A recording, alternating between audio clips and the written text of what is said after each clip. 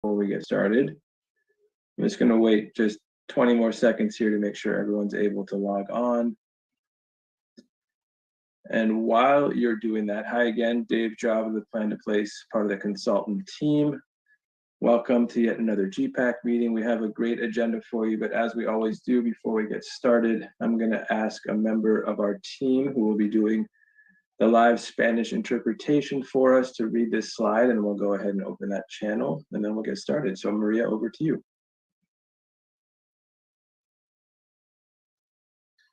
Oh, did we lose Maria? Maria, are you with us? There you are. Yes, I apologize. No problem. Yes, good evening. My name is Maria Galvez. I'm going to be one of your interpreters, and I'm here with my fellow interpreter, Cristina Guerrero, and I'm going to give you instructions on how to use the simultaneous feature. La interpretación en simultáneo para esta reunión se dará en los siguientes idiomas: español, María Galvez, Cristina Guerrero, bajo la opción español. Por favor, haga un clic en el icono interpretación en tu barra de herramientas para lograr el idioma deseado. We're ready. Thank you so much, Maria. With that, Eric, if we can go ahead and open that channel. And then while we do that, Heather, would you like to do a welcome before we launch in? Sure. Good evening, GPAC members, members of the public, and the general plan team. Thank you for joining us for another GPAC meeting. It feels like each meeting now is a pretty big step and milestone in this process. So we're really pleased to be here tonight to start talking about the housing element update and share some of the background and kind of Housing 101 with you tonight. So looking forward to a lively discussion and getting some feedback, and just really want to thank everyone for being part of this meeting. So I'll turn it back to you, Dave. Excellent. Thank you, Heather. So as we typically do, we know we have a few folks absent here today, but I'm going to just read down the list just to do a quick roll call. Dave Alden. Here. Welcome, Dave. We know Stephanie isn't joining this evening. Phil Boyle. I don't think I've seen Phil yet. Aaron, saw you. Welcome. Present. Welcome. Delia. Here. Welcome, Delia. Mary. Did we see Mary yet? I don't think so. Sierra. Present. Welcome, Sierra. Jesse. I don't think we've seen. Oh, hi, Jesse. Welcome. Yes. Hi there. Allie Gaylord. Hi, Allie. Welcome. Hi, sorry, trying to. No problem. I don't think Yancy is joining us this evening. Roger. Did we see Roger yet? No, I believe Roger is going to be here, but maybe in a little bit. I don't believe Ileana is here tonight. Roberto. Here. Welcome, Roberto. Chris. Here. Welcome. Bill Reinhardt. Here. Hi, Bill. John Troops. John not with us yet this evening. Okay. Josh, saw Josh earlier. Welcome, Josh. Welcome. Janice. I'm here. Hi, Janice, and Bill Wolpert. I'm here. Welcome, Bill. Okay, team, so I'm going to make this short and sweet. The logistics, as we typically do, just as a reminder for anyone that's joining us for the first time, you all have access, obviously, to audio. Those that are calling in, when we get to raising hand, you could use the *9 feature. We do have closed captioning available. We ask that you all just generally stay muted until it's your turn to speak using the hand raise, which we'll go over here in a second. And those members of the public that are joining us will be muted until we get to the public comment section. We love to see your friendly faces, so please do keep your videos on if you feel that's okay throughout the meeting, and members of the public will get to do the same when we get to the public comment section. And as I mentioned earlier, as we always do, when we get to those moments of discussion, we'll use the raise hand feature that's underneath the reactions button. You should be able to find it there. And again, if for folks that are calling in, that'll be through *9. And as we typically do, we have Eric Roberts available for any technical questions throughout the meeting at eroberts@cityofpetaluma.org. For those following along in Spanish, you can email pigalvez@gmail.com. So as Heather mentioned earlier, we have a great full agenda for you today, mainly focused around the housing element and the housing element update process. We're hoping to do a presentation, and then we'll break out into 2 small groups to get your feedback directly on the housing element. Then we'd love to get an update from those that are in the working groups to get a sense of where you are in that process and get an update from you folks there and have a discussion around that. And then, as we always do, we have 2 sections for public comment as well, and we will have some project and staff updates coming here shortly. So with that, as we typically do at the beginning of the meeting, we're now going to go to public comment. So for those members of the public that would like to provide any general comments now, if you could please use the raise hand function. Again, if you go to the reactions button, you should be able to find it there. And Eric will go ahead and ask you to unmute, and we ask that you stay within the 2 minutes. Eric, over to you. Thanks, Dave. I see a hand raised from Taryn Obaid. Taryn, I've asked you to unmute. You'll need to do the same on your side. Hi, thank you. Members of GPAC, I'd like you to be aware that not only are you putting forth a vision that will be enacted by ordinances and policy, but also there's a whole nother layer, and it's called our IZO. And right now our IZO is having proposed changes, which will grant changes to the authority of city staff, not city council decisions, but city staff will be able to make modifications to our floodway. Please look at the agenda for next Monday night city council member meeting, which has Riverbend on it, which you will see the crux of approving the Riverbend map is one staff member in Public Works saying that they think that the original map looks like the final map. But guess what? The final map doesn't have any floodway in it, whereas the first maps had a floodway in it. But the staff is saying that, hey, because we think there should be changes, which ultimately we could have FEMA make those changes to the floodway map, we think that it's okay to build here. So please keep in mind that there's a whole IZO layer that staff keeps asking for more authority to make changes to the floodway. And that makes a huge difference, because when a big parcel such as Riverbend gets subdivided and those individual lots in that development come down into a certain area size, voila, city can step in and say, oh, no more, not in the floodway anymore, build baby, build. So if you want to have changes and have your great ideas, the great work that you're doing stick, please keep an eye to all levels of rules. Thank you. Thank you, Taryn. And I don't see any additional hands raised from members of the public joining us tonight. Back to you, Dave. Thank you, Eric, and thank you, Taryn. So we're going to jump right now into project and staff updates, and I'm going to turn it over to Ron. Hey, thank you, Dave. Good evening, everybody. Great to see you again this month. Yeah, as Dave mentioned, we do want to briefly update you on a few follow-up items from recent meetings, as well as a few related initiatives that you should be aware of.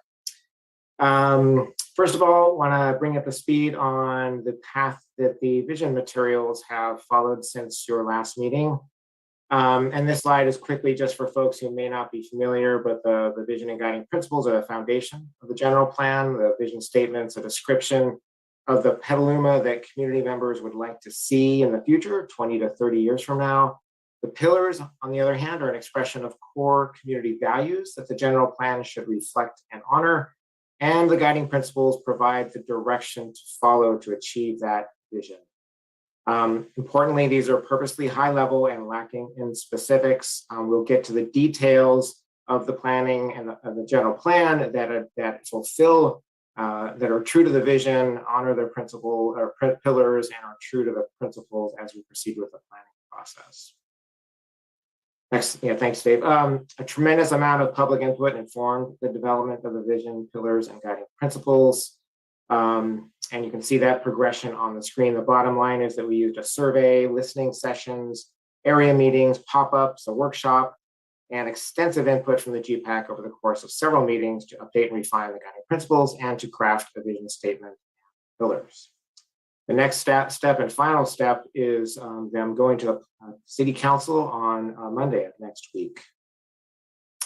During the November meeting, we brought all of that community input to the GPAC. They reviewed it, made some suggestions. In the latter part of November and early December, the city then reached out to youth and members of the Latinx community and got additional input. We brought all of that to the GPAC during its meeting in January, combining all the input from all the public input so far, and summarized it for the GPAC for their consideration.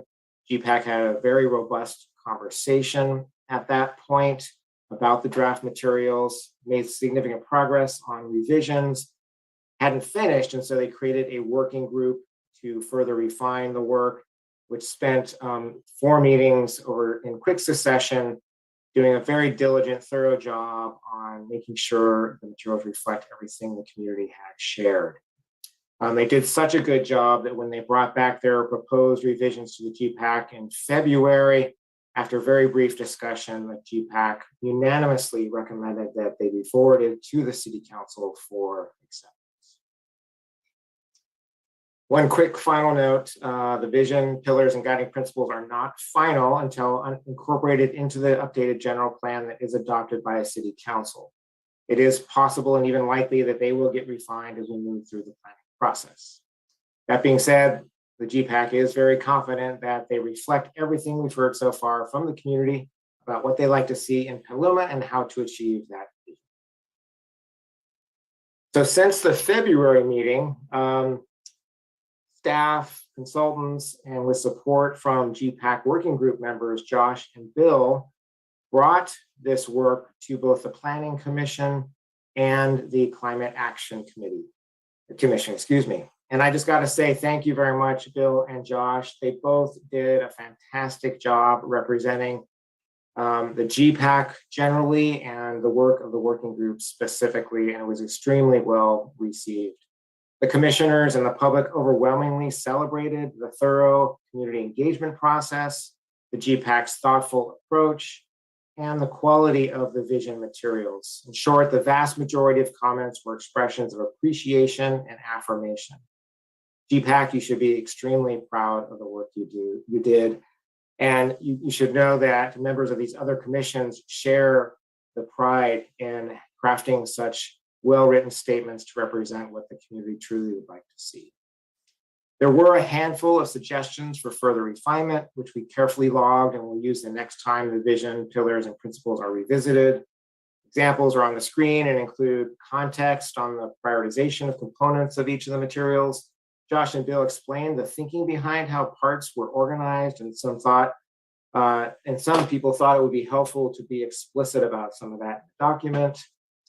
Likewise, there were some specific language revisions and refinements that were suggested, and also some specific suggestions for supporting concept adjustments and organization. As is often the case when presenting about the general plan update, people also wanted to talk about next steps, about what specifically the GP will include and how to ensure its implementation. As we've had to say, unfortunately, repeatedly, is we're going to get there, but we're not quite there yet. But we did log those comments, and we'll make sure we consider them as we proceed through alternatives and plan development. As I said, the last and next step for the vision materials is the City Council next Monday, where with the support of several GPAC working group members, we'll introduce the materials, share the comments from the PC and the CAC, and invite the council to accept your work. Zooming back out into the big picture with the project roadmap, which we share with you every meeting to clarify and confirm where we're at in the process. We've largely completed phases 1, 2, and 3 now, initiation, discovery, and visioning, and we're now transitioning to the alternatives phase of the project. During the February meeting, we provided an overview of that phase, and we'll dive into it at upcoming GPAC meetings. After the alternatives phase, we'll develop a policy framework that articulates goals and policy concepts. That then is the foundation for drafting the actual plan. As we've also noted at recent meetings, through the planning process generally proceeds sequentially. Some planning phases are concurrent and overlap. We certainly experienced that in 2021 with the concurrent visioning and discovery phases. As we enter 2022, at least 5 related planning processes will be concurrent and mutually reinforcing, as seen on the screen here: flood and SLR modeling updates, climate planning, housing element update, general plan alternatives, and the fairgrounds engagement, which I think you've heard a lot about recently with the approval of the contract at the recent council meeting. And I believe mailings went out recently to invite people to serve in an advisory capacity to support that initiative. This final slide here during the update section just recaps some of the related efforts that you should be aware of if you're not already tracking. We'll cover the housing element work tonight, mention the vision materials at council next week. You should be hearing increasingly more about the fairgrounds engagement to support that planning and visioning process. If you're interested in parking, mark your calendar for March 28th, and there'll be more information coming soon about related workshops around crosstown connectors and sidewalk gap closure. Dave, you want to facilitate Q&A? Sure. Thanks for that, Ron. So yeah, as we typically do, we just thought we'd provide space for GPAC members if you had any questions about the project updates that Ron just presented. If you all want to use the hand raised or wave at me if I could see your video. Yes, Jesse, welcome. Hi guys. Happy Thursday. Happy Thursday. Question, tell us more about what a study session is in this process. Is it like a virtual workshop to dig into parking for an hour on an evening? What does that look like? I can probably answer that. So it is going to be a joint study session of the City Council, the Planning Commission, and the Pedestrian and Bicycle Advisory Committee. It will be held via Zoom, 6 o'clock on the 28th. And really the idea there is we kind of consistently with projects, with development review, we run into challenges, kind of a divide between what our code requires for parking and what the community vision is for decreasing auto dependency, increasing transit, increasing bike ped. So we are kicking it off with the first of what we think will probably be a series of discussions. The first really focused on parking regulations as kind of the first bite. We do have a website, a web page up on the city's website that has some more information, as well as a series of resources. I think we called them watch, listen, read, watch, listen. So there's different types of resources, things that you can, watch little snippets from YouTube and books and articles and podcasts to kind of let people dive as deep or as shallow as they might like to prepare and participate in that discussion.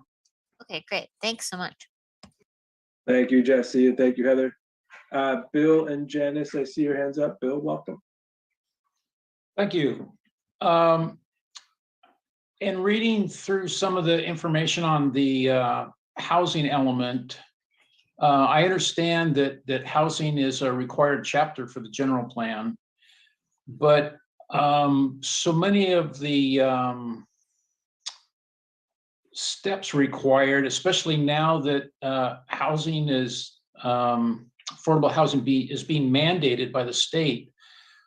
I just wasn't sure how much input or what the importance is of having us involved as a group. We're not going to be selecting building sites. The planning department knows which projects are already in the pipeline. How are we involved? Can I just say something real quick, Heather, and then you can add if you want to. And Bill, thank you so much. Bill sent me a similar question this afternoon, and I thought that it was really thought-provoking, and chatted with Ron a little bit about it before we got on this afternoon. So I think, Ron, that we have some more in-depth answers to your question that are kind of wrapped into the housing conversation that we're about to have. So is it okay if we go through that and then circle back to your question to dig into it a little bit more? Yeah, sure. Heather, is there anything you want to Wait, add? Christina, welcome back. Thank you. Hi, everyone. I was just going to say, Bill, I actually think there's a lot of great feedback for the GPAC and for members of the public to provide. And I think Ron's presentation is going to get into some of those areas where we're looking for input, discussion. Ultimately, there's going to be a lot of discussion about what programs and policies. We do need to show capacity to meet our regional housing needs allocation numbers. But there's some ways, there's some different ways we can look at that and get feedback on where this group and members of the public would like to see more housing or more dense housing or, specific types of housing, those kind of things. So I actually really look forward to your input on helping us shape the housing element, despite all the kind of statutory requirements that go into it as well.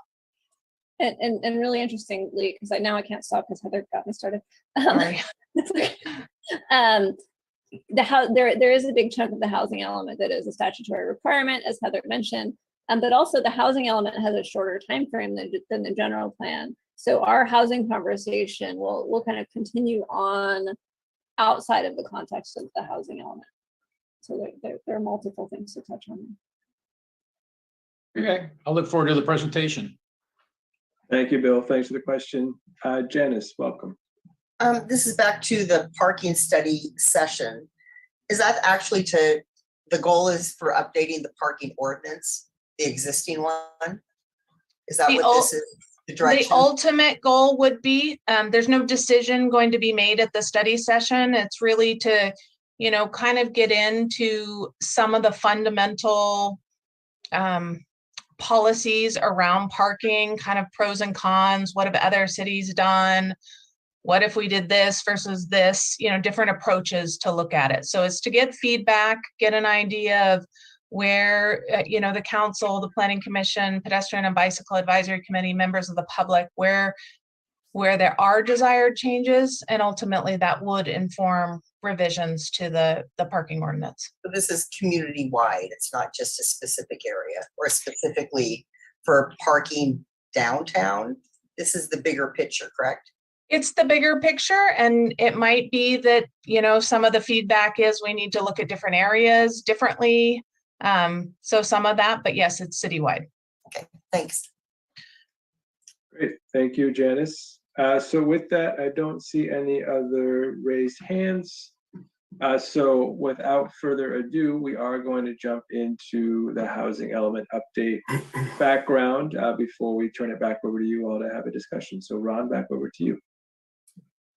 Thank you, Dave. And I've got, as you saw in the memo that went out along with the materials for tonight's meeting, there's a lot to a housing element.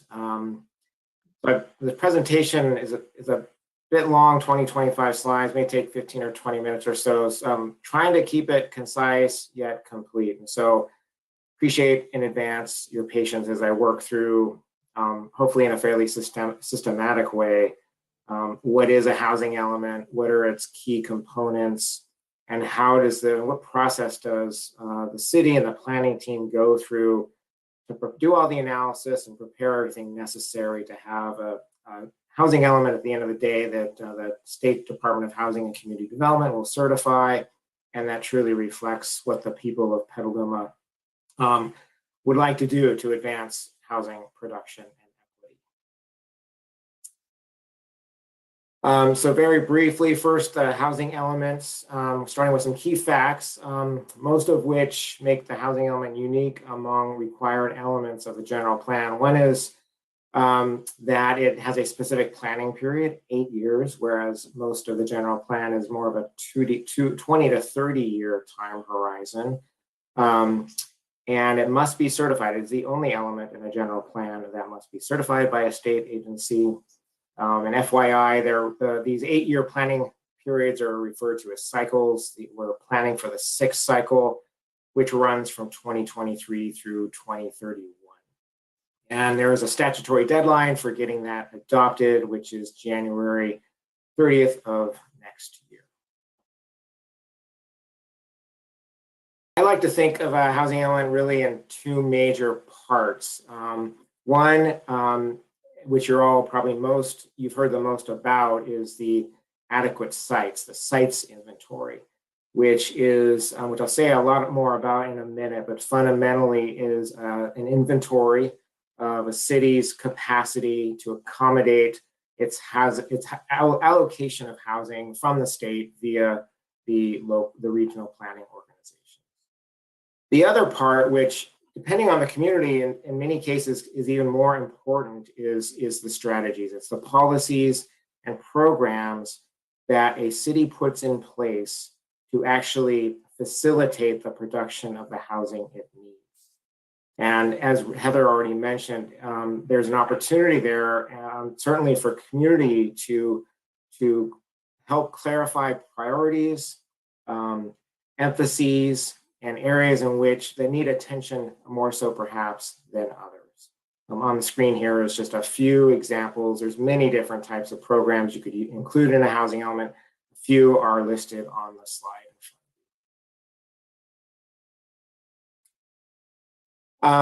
To get to those 2 major components, there is a lot of analysis that is done initially, and it kind of falls into these 5 buckets on the screen here.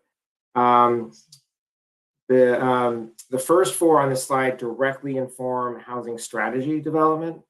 So far for Petaluma, we've been focusing on the first 3, reviewing the existing housing programs with city staff, reviewing the socioeconomic data compiled during the discovery phase to confirm housing needs, and examining constraints on housing production. Affirmatively furthering fair housing, or AFFH, is a new, more robust analysis required in the 6th cycle, which is done later and builds on the other building blocks. The purpose is to combat housing discrimination, eliminate racial bias, undo historic patterns of segregation, and lift barriers that restrict access to fair housing choice. The final building block on this slide is a site inventory, which I'll explain in more detail next, or later in the presentation, actually. So I'm going to talk through some of these building blocks a bit, just to understand a bit more about what they are and where we're at in the analysis process. The purpose of the needs assessment is to analyze housing needs and describe resources available to address those. An initial draft of the housing needs assessment is under city review and will be included with the public draft of the housing element. We have some examples of the data used for the assessment, some of which are excerpts from the socioeconomic profile that was completed earlier in the project. We share these in part because we want to be aware that you've seen much of this data already. And so there shouldn't be a tremendous number of surprises, if any, in the findings from the housing needs assessment. Next slide, please, Dave. So one is we know that the demographics in Petaluma are changing. On the one hand, the population is aging, and somewhat related to that, the composition of households is changing. And those are both things that housing planning should certainly account for. Next slide, please, Dave. Another thing that the data bear out, but which we've also heard extensively from the community, is that Petaluma needs more affordable housing. Relative to the region and the state, the cost of housing in Petaluma is considerably higher. And next slide, please, Dave. This also bears out when you look at cost burden, which is a measurement of the number of, or the percentage of households in a community that spend more than a third of their, or 30% of their income on housing. And in Petaluma, it is about a third or a little bit more than a third of the community that is cost burdened. What this means in practice for many people is that they're faced with very difficult choices, needing to pay rent, obviously, on the one hand, but then having to consider trade-offs related to other family priorities and needs. Next slide, please. Trends also indicate increasing demand for rental housing and the need to help first-time home buyers purchase homes. There's been that trend in recent years, and given some of the other demographic and market changes, we anticipate those trends to continue, which has implications then for programs the city might consider for both increasing the supply of rental housing and supporting first-time home. Related to several of the previous slides, the city needs more diverse housing choices. The vast majority of homes in Petaluma are single-family detached homes, which may not meet the diverse needs of residents in the future. So that's just a quick, kind of highlight of a few of the data points. There are many others that are considered in the housing needs assessment, but wanted to give you a quick understanding of the types of data that are reviewed to supplement input that we get from the community about housing needs. So the second major building block is the evaluation of the fifth cycle housing programs. And that starts with consultants evaluating the progress and continued appropriateness of those programs, and then having the city review and affirm or correct some of that evaluation. On the screen, you see the 10 goals around which the fifth cycle housing element in Petaluma organizes programs and policies. And we'll be discussing those later during small group discussion. Based on housing needs and the many changes in state housing law, the planning team and city are in a process of reviewing the previous element and considering updates, additions, and revisions. A third major building block of a housing element is a constraints analysis. It considers actual and potential governmental constraints to housing development, including land use controls, permit procedures, building codes, improvement requirements, and fees. The constraints analysis also considers potential and actual non-governmental constraints like sensitive environmental areas, hazards, land and construction costs, and financing. The consultant team is currently drafting the constraints analysis for Petaluma. The major building block that's the heaviest lift is the site inventory. And I want to spend a bit more time on this part because A, I know there's a lot of interest in it, and B, it's quite an involved methodology that for the GPAC and others to be able to provide input on is useful to understand. You've likely heard about the RHNA or the Regional Housing Needs Allocation. It is determined by the state and the region's Council of Governments, in this case, ABAG. And Petaluma's final RHNA for the sixth cycle was broken down by income category as indicated on the slide. In its housing element site inventory, Petaluma must demonstrate that it has adequate housing sites for those 1,910 units by income. In other words, it is about capacity to accommodate housing. It is not the proactive identification of where housing will be built. We can't emphasize this point enough. So more specifically, each jurisdiction must demonstrate that they have planned for adequate capacity to meet their RHNA. What that means in practice is that each jurisdiction, including Petaluma, must demonstrate it has enough sites in the city that are zoned to accommodate the residential number of residential units in the RHNA plus an appropriate buffer. We'll talk more about that shortly. Importantly, state law does not require that jurisdictions build or finance the new housing. Sites inventories also do not control when or how much housing is actually built. And residential development is not limited to only those sites identified in the site inventory. Land that is not identified in the inventory may be zoned or developed for housing. New housing construction at the end of the day in our society, which relies primarily on the market to produce housing, is a variety, it relies on a variety of socioeconomic factors, such as demand, available financing, land and construction costs, et cetera. And all of that is ultimately driven by private property owners and housing developers. Also, only one other quick note, it's only in the case if current zoning cannot accommodate RHNA does rezoning of additional parcels or sites need to be considered, either to increase allowable housing densities or to allow housing where it currently isn't permitted. We're still preparing the site inventory, which we'll talk through with you tonight. So we don't yet know for sure whether rezoning will be required in Petaluma. If it is, we'll certainly use GPAC, Planning Commission, and broader community input to determine how to approach the rezone. Finally, and just to reinforce what Christina shared earlier, it's important not to see the housing element as the be-all, end-all for housing planning in Petaluma. It's one piece of a much larger planning effort, the general plan update, which certainly includes the housing element, but also includes the land use element and many other elements that relate to and support housing production. And so while we have to meet the statutory deadline for the housing element, this is the beginning of and not the end of planning that will influence the future of housing construction in Petaluma.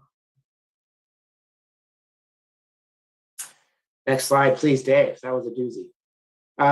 So I'm now going to quickly walk you through the steps that define fundamentally the methodology we use to develop the site inventory. And in simple terms, it falls into these five here on the screen. First, and it's really kind of a process of identifying low-hanging fruit and then proceeding from there to put in more analysis to identify further sites that have the potential for housing. So first, we start with identifying likely housing sites in production. Then we look at additional opportunity sites. We then at that point see where we're at, evaluate and analyze sites to confirm their viability and feasibility, because all of these we have to demonstrate the viability to HCD for.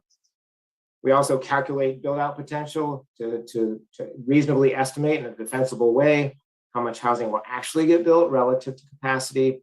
And then there's a constant review and revision process that supports all of that. Sometimes we have to revisit some of these steps, rethink some things, redo some analysis to kind of get to our balance of well-reasoned, rational, and justifiable sites.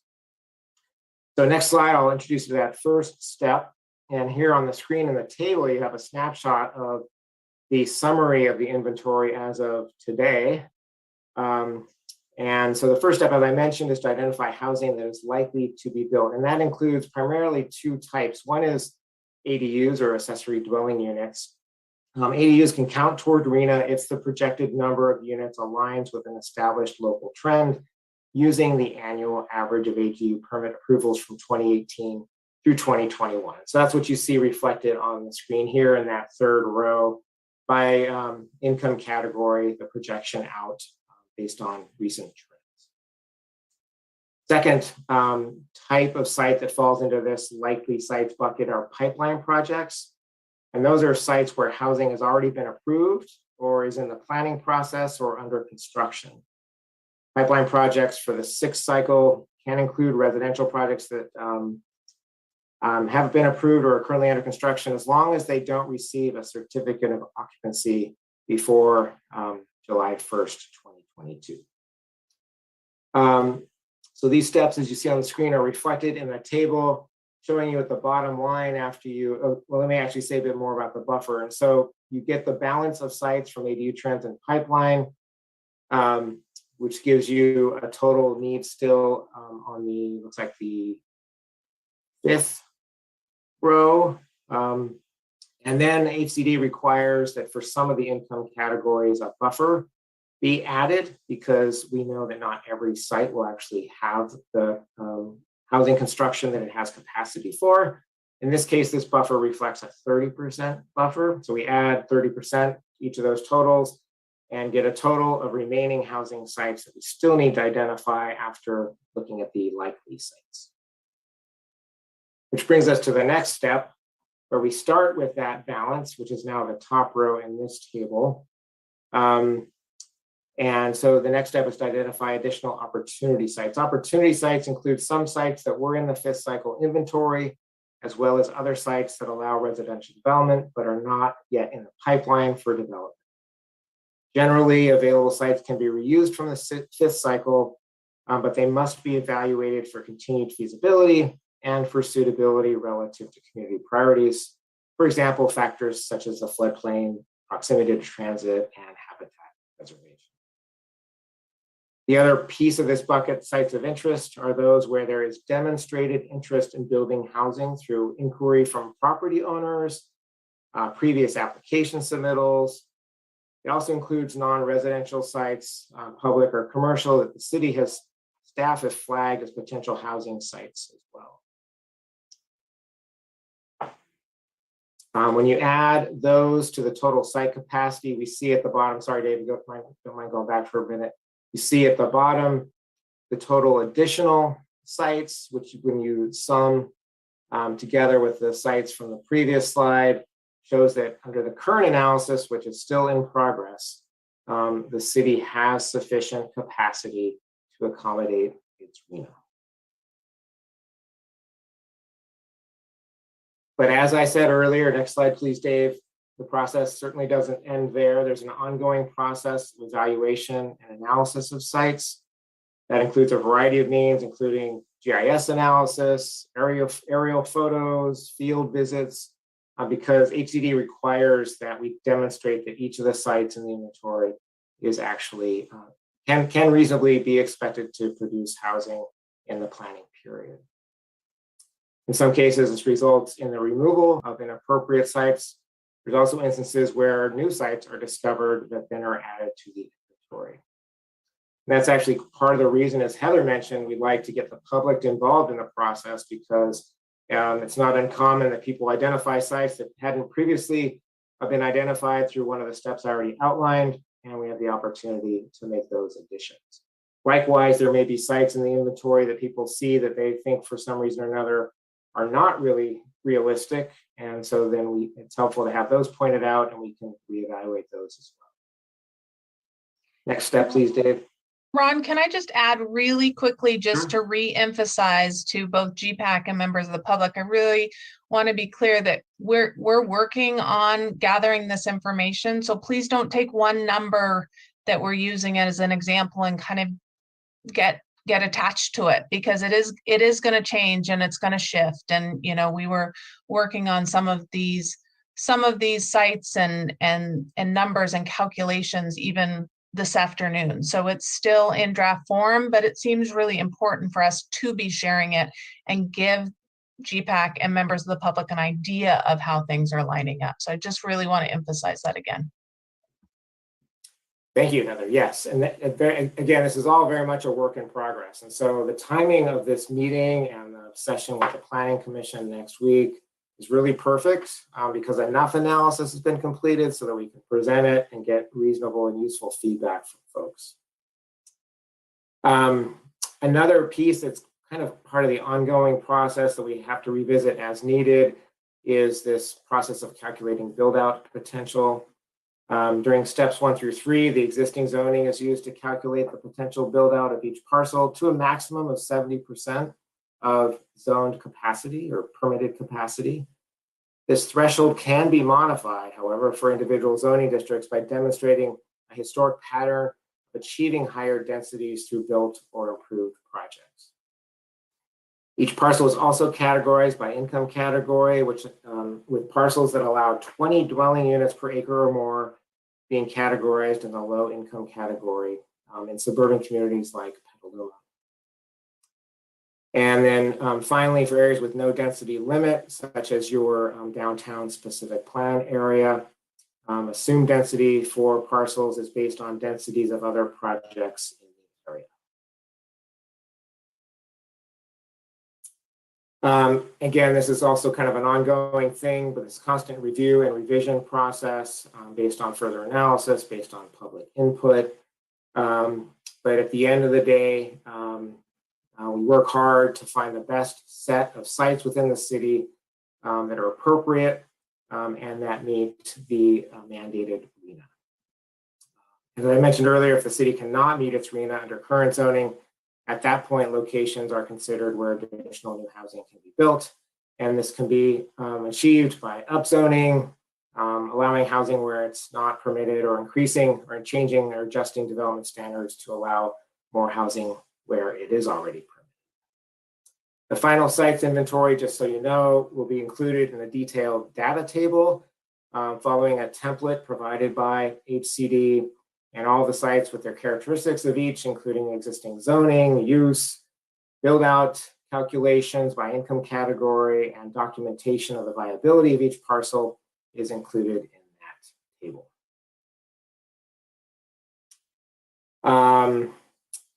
Almost finally, I wanted to share with you affirmatively furthering fair housing, which, as I mentioned earlier, is a more robust requirement in the 6th cycle. The housing element must include a summary of fair housing enforcement and capacity, as well as an assessment of fair housing in 4 areas: integration and segregation patterns, racially or ethnically concentrated areas of poverty, disparities in access to opportunity, and disproportionate housing needs, including the risk for displacement. This assessment includes an analysis of citywide trends, as well as an analysis of the site inventory through those 4 areas. Based on that analysis, the housing element must also identify and prioritize contributing factors to fair housing issues, including those factors that limit or deny fair housing choice or access, or negatively impact fair housing or civil rights compliance. Based on all of that analysis, the housing element goals and meaningful actions must then address findings from the analysis and include things like mobility enhancements, new housing choices, and affordability in high opportunity areas, place-based strategies for preservation and revitalization as appropriate, displacement protection, and other appropriate programs based on the unique findings from the assessment of each jurisdiction. So that'll be a very robust, thorough analysis that'll follow much of this initial analysis that's been ongoing. On this screen is a map just showing you one example of what you and anybody else can explore on the state's AFFH data viewer portal, and the link for that is in your memo as well as on the screen here. This one is always particularly interesting because it shows results from an index, an opportunity index, which is really a composite of multiple data points designed to assess access to resources and opportunity. The darker blue areas are the highest resource areas, and the yellow are the lowest. And this is used, for example, to make sure that the distribution of housing types and affordability levels are equitable across the city, and to make sure there are appropriate, the housing needs in particular in the lower resource parts of the community are met and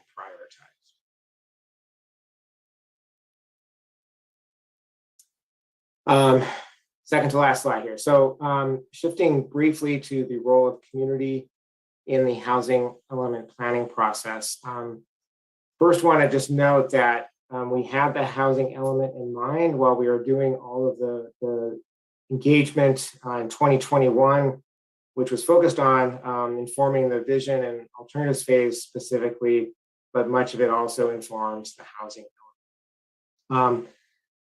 So in addition, so for example, the city survey that was done in 2020 included several questions related to housing, and also the area meetings, pop-ups, and workshops all also provided opportunities for the community to provide input that directs housing-related planning. So based on all that, we know that housing is a very high priority for the community, and that people want all community members to have housing choices. We've also received lots of direction on where people would like to see different types of housing, and all of this input is reflected through your great work in the vision, pillars, and principles. It's also reflected in some of the mapping products that we've developed as a springboard to the alternatives phase. So given all that, the best timing for additional community input to inform the housing element is now, as we've noted, after we've completed these initial building blocks, which is just about at this point. And we understand Petaluma's current housing capacity, what's working to preserve and produce housing for all, and where there may be room for improvement. We now need guidance from the community to inform the draft housing element. Next slide, please, Dave. So here's a quick summary of how we plan to do that, starting with tonight's meeting, followed by a meeting and work session with the Planning Commission next week. We then have a public community-wide workshop planned for April 7th. At the same time, members of our planning team are doing interviews and focus groups with housing development experts to make sure they clearly understand the constraints and opportunities related to housing in Petaluma and its unique market. And then once all of that will be used to inform the development of the administrative and public drafts of the housing element, all with an eye towards having a public draft available for public review during the summer, and during which time we'll have an open house to explain to people what's in the housing element, to get their input, and also have a planning commission session specifically focused on that draft housing element. All along the way, when appropriate, we'll certainly continue to keep you up to speed and invite your additional input and guidance as these drafts get developed. Thank you for your patience. I hope that was helpful, not too much information, but enough for you to clearly understand what a housing element is all about, what we've been working on so far, and where we're headed from here. And Ron, just can I add something quickly? Sure. Just circling back to the topic that we were talking about earlier, maybe Bill has an additional question. Can we talk a little bit about how we are going to address housing after we have completed the housing element or outside of the context of the housing element? So the other work that we're doing on alternatives and that kind of thing, and how that longer conversation will happen? Yeah, I mentioned it briefly earlier, but yeah, certainly it's a really important point. As you know, we're entering the alternatives phase. Its end product is a preferred alternative that becomes then the land use policy map for the general plan. And so what we know from other communities who've gone through this process, it's really actually very helpful to start that process with the housing work because of the analysis, the data-driven nature of it, and the opportunity to get community input specific to the requirements of a housing element. But as I noted earlier, it's really not enough to inform all things related to the future of housing in a community, particularly over a time horizon beyond the 8 years that is the focus of the housing element. And so, as has been the case in other communities, and certainly will be in Petaluma, it'll really be kind of like a starting point, a kicking off point, concurrent with the work we're doing on alternatives to inform, in the near term, land use options and choices and discussions, which get at bigger issues also tying in with climate adaptation planning, transportation planning, broader issues of equity and access, which you touch on but don't always get to in detail in the context of a housing element. So we encourage people to look at the housing element really as the starting point of a discussion around housing, which will then be more fully had as the planning process continues, and will be most robustly addressed in the comprehensive update to the general plan across many different elements of the general plan. Great. Thank you for that clarification, Ron. So as we did previously, we want to provide some space for you all to provide feedback before we get into the small groups and dive into some discussion prompts and questions we had for you all. So before we do that, I see a few hands raised, and Bill Wolpert, we'll start with you and then go to Bill Reinhardt. Thanks. I was just curious, in one of the early slides, there was one of the points of the housing element to provide housing that meets the determined growth of the community. I can't remember the exact words, but who does determine the rate of growth for Petaluma? I will touch on that briefly, and then I just want to note that on our call today, as a resource, is also Veronica Tam for Veronica Tam and Associates, who's our housing element consultant, sub-consultant for the project. And she may have a bit to add to my brief explanation. She's also going to be available as a resource person during the small group discussion that we'll be getting into shortly. But in a nutshell, the state makes allocations to regions based on, I believe, Department of Finance analysis of trends and projections. And then it defers to some extent to the regional planning authorities, in your case, the Association of Bay Area Governments, to do an additional, use a locally determined but HCD approved methodology to allocate those regional units across the many jurisdictions in that region. If you really want to dive into how ABAG approached it, their methodology, which was extensive and very thoughtful, is available for your review on the ABAG housing element website. It's not a simple answer in terms of how those numbers were developed, but if you want the details, it's available in the methodology. Well, no, actually, it's a very clear answer. What I'm hearing is that Petaluma has no voice in how, at the rate of growth. It's determined regionally. It's not based on what resources we have to provide or our urban growth boundary or the fact that we have 3 historic districts. It's based outside of our community. In simple terms, that's accurate. It was a public process. There was opportunity for public input.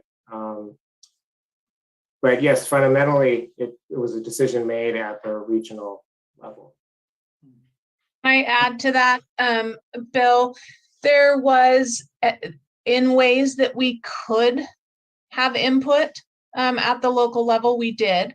I know I met with my colleagues from all the Sonoma County jurisdictions in the county, along with representatives from ABAG and MTC, when the methodology was coming out and looking at maps that ABAG was putting together and some response.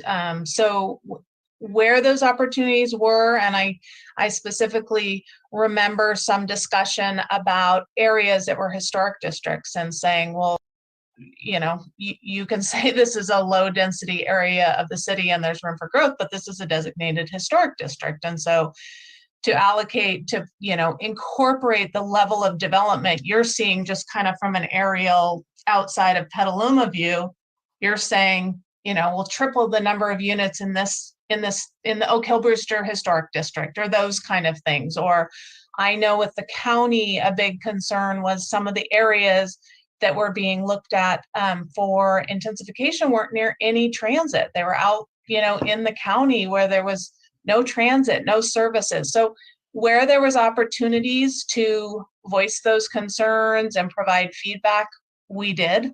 But ultimately, we are assigned the allocation that we get. Okay, thank you. Thank you for the question, Bill. Next, we'll go to Bill Reinhardt, followed by Aaron. Bill, welcome. Thanks, Dave. I'm making some assumptions, but my takeaway from the presentation was that the preliminary analysis identifies we have a surplus. And it seems to me that that provides no incentive for us to have to upzone or intensify underutilized sites. And it seems like it would encourage greenfield development. And I think that, the most responsible thing would be to do is to intensify and encourage infill. And so my question is, what latitude will we have, or what mechanism do we have to look at upzoning of developed parcels or rezoning when we have a surplus? Yeah, that's a great question. And related to Christina's point just a bit earlier, which is why we really don't encourage people to see the housing site inventory as really a strategic housing planning process. It's simply, in most simple terms, assessment of current zoned capacity. That being said, there are some communities that, as part of their policies and programs, will include plans for additional upzoning for exactly the purpose you mentioned, because they want to more proactively allow for and incentivize housing production where they want to see it. And it also relates to the broader general planning effort, which is, and that your question, exactly the sort of thing that is considered as part of that process. Given the preferred future settlement patterns, what does that mean for where we need to change general plan land use designations and subsequently adjust zoning to make sure it reflects the community's priorities about where different types of development, including housing, should go. Can I add a little bit to that too, Ron? So one of the things too we've been looking at when we look at, and we will, I think, talk about this a little bit more in the small group discussion, Bill. But one of the things we have been looking at also is, for instance, in our downtown core, there is unlimited, there's no density max in the smart code, the boundaries of the smart code. There's no ceiling to this density that we allow. And so looking at, well, what can we legitimately view as a likely density on some of these parcels? So for like the Golden Eagle Shopping Center, right? It's identified in the smart code as a, catalyst site and for housing, and what kind of how many units can we really look at that, and HCD will look at our housing element and say, yeah, that makes sense. You're showing trends and, to get to you to that density. So we've been looking at that, looking at how we can increase kind of the viability of some of those key sites that are in town, close to transit, lower VMT, closer to services, to include in our site inventory. So I think it'll be important to, just because something isn't on the site inventory doesn't mean housing can't go there. That kind of gets into the general plan land use designations. That will be another part of the discussion. But we really looked hard at trying to look at our sites inventory and focus development in those areas, looking at aging shopping centers, looking at, vacant areas in our downtown, and really looking at how do we attract to those areas that haven't been developed yet. Additionally, as staff, we're looking at some of the resources that the city may have with city property, and how can we evaluate, are there opportunities for upzoning as part of the general plan or as part of a program in the housing element to evaluate city-owned property to see what resources that may have for housing, and particularly affordable housing as well. So I think those threads are definitely part of this conversation. Great. Thank you for that question, Bill. Thank you, Ron and Heather. Next, we're going to go to Erin, followed by Janice. Welcome, Erin. Hi. So, pardon me, and oops, sorry, Erin. Sorry about that. That's okay. No worries. So pardon me for some of the denseness. I am very tired, and I had questions on certain things, and I may have already been answered by slides, but those were a lot of slides ago. And so also you can push any other questions I have onto another chance that we need to. For the background under the 6th cycling housing element update, I was kind of wondering, and now I can write it on my notes because I'm a housing needs assessment, examination of the demographic, like what studies will we be using? like specifically, and are we taking into account like the intersectional conditions that contribute to housing needs, like housing instability and, you know, renters and that sort, just trying to figure out what variety of resources we have for that examination of a demographic of Petaluma. I'll briefly address that, and then Veronica may want to elaborate. It's fundamentally, there's a set of data points that are prescribed by HCD that need to be included in the housing. It needs and it's similar to the ones that I previewed. It's a mix of demographic and economic data points that are designed to help identify housing needs. I should say too that there's some connection to your question to the affirmatively furthering fair housing assessment. And with that, I'm actually going to turn it over to Veronica, who may want to say more about the housing needs assessment and maybe even tie it into AFF. Yeah, for the needs assessment, the housing element contents wise is very prescribed, but then certainly we can use a variety of data sources as it available. But typically, the ABAG, or not ABAG, but the state has essentially requires that we looked at demographic changes, household changes in terms of characteristics. Are you also looking at age characteristics? Are you aging? Is your community aging? Do you have a community that is shifting in terms of families with children or fewer families with children? So we look at the demographics primarily using American Community Survey data in order to kind of describe your community. But we also looked at market data, what's the current market conditions in your community and how that may influence affordability. We also looked at we talked to developers certainly and looked at the trends in development in the city and see how that would also project into the future. So there are a variety of things that we need to look at. There are also certain groups that we have to pay more attention to from a fair housing perspective and also from just like general affordability perspective. Farm workers, homeless, elderly, disabled, family with children. These are some of the key, and sometimes we look at students too, depending on your location. And definitely in your location, we do look at farm workers, and they may not be like farm workers, but they're more like ranch workers or different types of farm workers. I think they grow different, they're more year-round farm workers than they are like seasonal type of farm workers. But we also looked at in your locality hospitality workers as well. So those are the things that we would explore and look at whether that influence housing needs in the next 8 years or so. And relating to AFFH, affirmatively furthering fair housing, that is going to be one of the most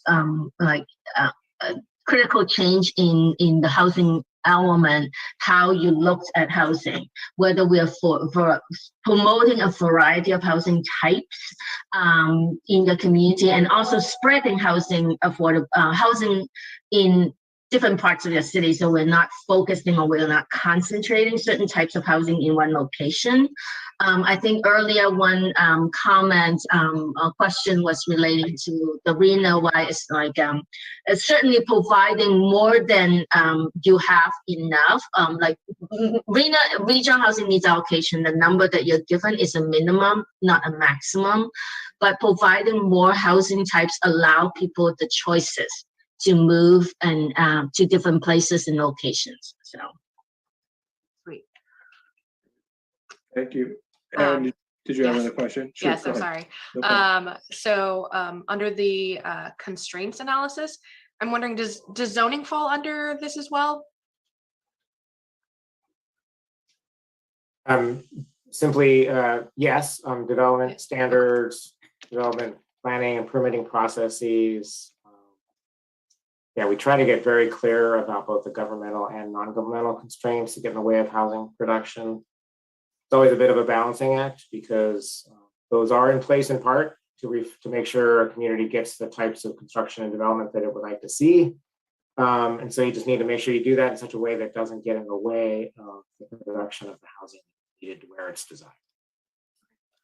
And then on 5, affirmatively furthering fair housing assessment. I answered probably my own question, but later on, what level of income are we categorizing for fair housing, which later then we highlight, very low, low, moderate, above moderate. And are we like focusing really hard on the very low and pushing that as our like main goal? Because like most people like who are even in very low are probably doing 2 jobs and still not making, $30K a year, I should let you know that Veronica, who you're very lucky to have on your planning team, actually does the training for AFFH for HCD and ABAG, and so she is very well positioned to address your question. Just a quick answer to that. The housing element needs to address all income groups, but there is actually an emphasis on extremely low income, which people who makes even lower than very low, people who make less than 30% of the area median income. And so in the housing element, there are certain programs that we have to emphasize addressing the housing needs of the extremely low income. Thank you. Appreciate that. And then apologies, you guys can skirt me off if you need to. No problem, Erin. I do want to note that I would love to get us to the small group so we can dive in deeper. I think this is really good conversation and maybe answering some questions for others as well. So if you had another, maybe. Let me just throw one more Sure. out there. Sure. When we look at the goals for evaluation of past performance, there's one that may seem trivial when I think about it, but when I say it, not think about it, promoting a choice of housing types and locations available to all persons, regardless of race, color, religion, sex, sexual orientation, national origin, ancestry, familial status, source of income, age, marital status, medical condition, or disability. I apologize to the interpreter for what I just did. Lo siento. So the question is though, does this work towards making sure like housing agreements in our own town remove racially exclusive language to the similar effect of like no person of any race other than Caucasian can purchase these homes? Just very quickly, and maybe Veronica will say a bit more, is that gets back to my point early on, where sometimes in the programs and policy section of a housing element that you can have the most significant impact on future of housing and community. And so it's really up to the community of Petaluma to decide how it would like, if it would like to retain that goal, and sounds like you're in support of it, and B, like how specifically it wants to go about doing that. Again, another advantage of having Veronica on our team is that she is extremely familiar with the comprehensive, robust toolbox for policies and programs you can include in the housing element. And so I'm sure she has lots of suggestions to build on what the city may already be doing to further fulfill the purposes of that goal. Thank you. That and one, I would actually rewrite this policy to change it so that it's not as cumbersome, because the protected classes may change. So to write it in such a prescriptive way may not work in just like 2 years if the protected classes change. But essentially though, the housing element would have a very, very robust affirmatively furthering fair housing set of programs, because that is the whole kind of housing element lens right now in regard relating to furthering fair housing. But your specific question, I think we would have we would beef up fair housing outreach and education, but definitely when it comes to like CCNRs by individual development, that is something that the city can encourage, but I don't think they can require. Although I think in reality, if somebody sells a home and it has an unenforceable language in the CCNRs. It should not have passed the state Department of Real Estate review of the CCNRs. So I think that may not actually be an issue in reality, even though some of those old language may be there. What I usually encourage, though, is to expand fair housing outreach and education to homeowners association. Thank you so much, Veronica, for all your wonderful information. Thank you for the questions, Erin. Thank you all for your patience as well. Janice, we'll go to you, and then Roberto, it'd be great to hear from you as well. And then we hope to transition to this small group so we can hear from everyone before the evening's out here. We might end up going a little bit beyond 9 at this point, just a heads up, but thank you all for your patience. And Janice, over to you. Let's just for clarification on Aaron's question, if somebody buys a house and it has exclusions in there, the title company has to tell the new the people that are purchasing the home. So like in Petaluma, there's an area where blacks are not allowed to live, and Jews, I believe. And so there's been legislation in September that changed that. And so within those CCNRs, they are not removed, but they can be removed during the title change. And so there's new legislation out there, and I'll send it to you, Aaron. But I just want clarification on the IZO modification to floodways that Taryn Obaid asked, but we can, not now, we can do it at the end of the meeting. Have an answer? I don't need an answer right now. Yep, I'm happy to do that. Okay, thanks. Thank you. Thank you for raising that back up, Janice. And Roberto, welcome. Good to see you. Hi, everyone. Just a quick question here. I'm curious in terms of, when we're seeing all this data on these charts, maybe it was pointed out earlier and I missed it, but kind of the first thing that kind of leads all my other subsequent question is kind of what is the AMI that you're using for this? And then the follow-up would be if, there's been I saw the ending date for a lot of this was 2019. But as we all know, a lot in terms of the housing market has significantly changed due to remote work and other things from 2019 to what it is currently, which I think would kind of maybe, give you a realistic approach to, are these units, in terms of very low end kind of metrics achievable? Because it does give me some kind of concern in terms of these underlying evaluation kind of goals that that you talked about earlier on. I think it was like chart like 32 or something like that. And then my last question is if anywhere during the process, if there's a plan to kind of run, if the best case scenario is that we do meet all of our housing units, what is the impact assessment towards everything else we've been working towards, going green, there's more traffic now than ever, stuff like that. So I'm just wondering if, an increase in anything will obviously change these metrics, and if there's a plan to do a simulation or something like that to see how this data affects that. Thank you. I'll briefly touch on those, and then I think I'll defer to Veronica to address the AMI question, because she may have that more top of head than I certainly do. Briefly on the question around the age of data, it's always an issue. For all planning processes, we're at the mercy of the data releases from public bodies that collect and assemble and distribute and make available data. I'll have Veronica, if she can, speak to whether ACD has addressed, the pandemic-related impacts on data and how to accommodate for that, if at all. Yeah, I just want to clarify that. Like, as an example, right, there's data on Zillow and Redfin, stuff like if you go on publicly, you can see, current stats. So I can see how it's an issue, but I also understand that it's accessible, right? So I just want to make sure I state that. Just in terms of data, we generally have to use American Community Survey, which has more specific data that we can use relating to demographics and household characteristics.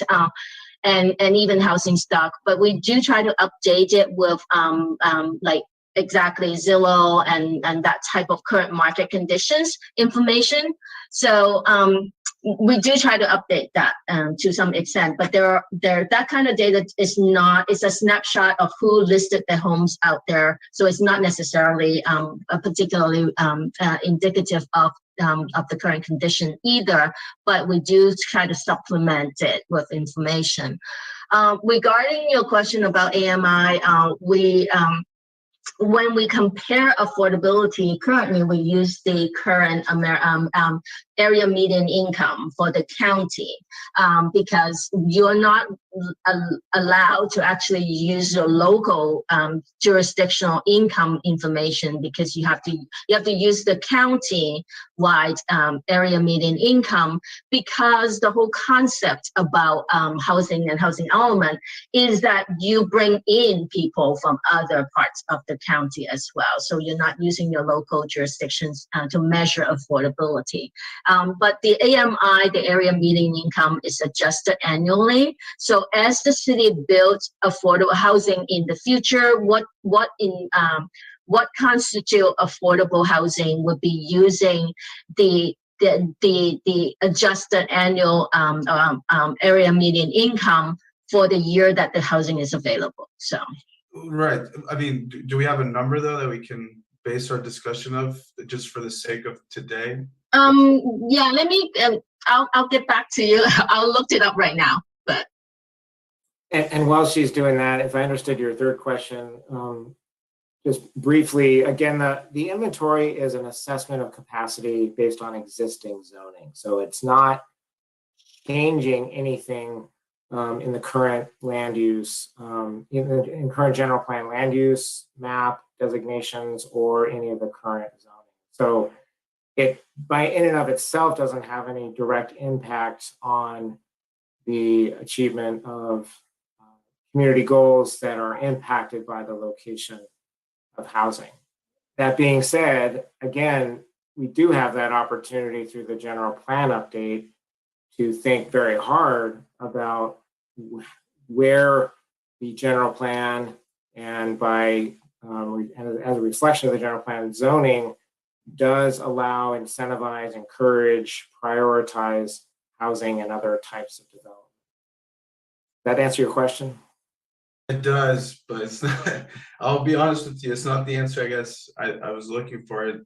The fact that we can, I don't know, it's just confusing here because we're like trying to plan for, I get, housing and whatnot, and kind of hearing two things here, but at the same time, we have tools to simulate, and I'm just thinking about all the effort that's being put into the general plan, and just, it's a little concerning that we can't even simulate, if this was a best case scenario with the tools that exist today to analyze the impacts in our, current town is, so it's just a little worrisome, I gotta say.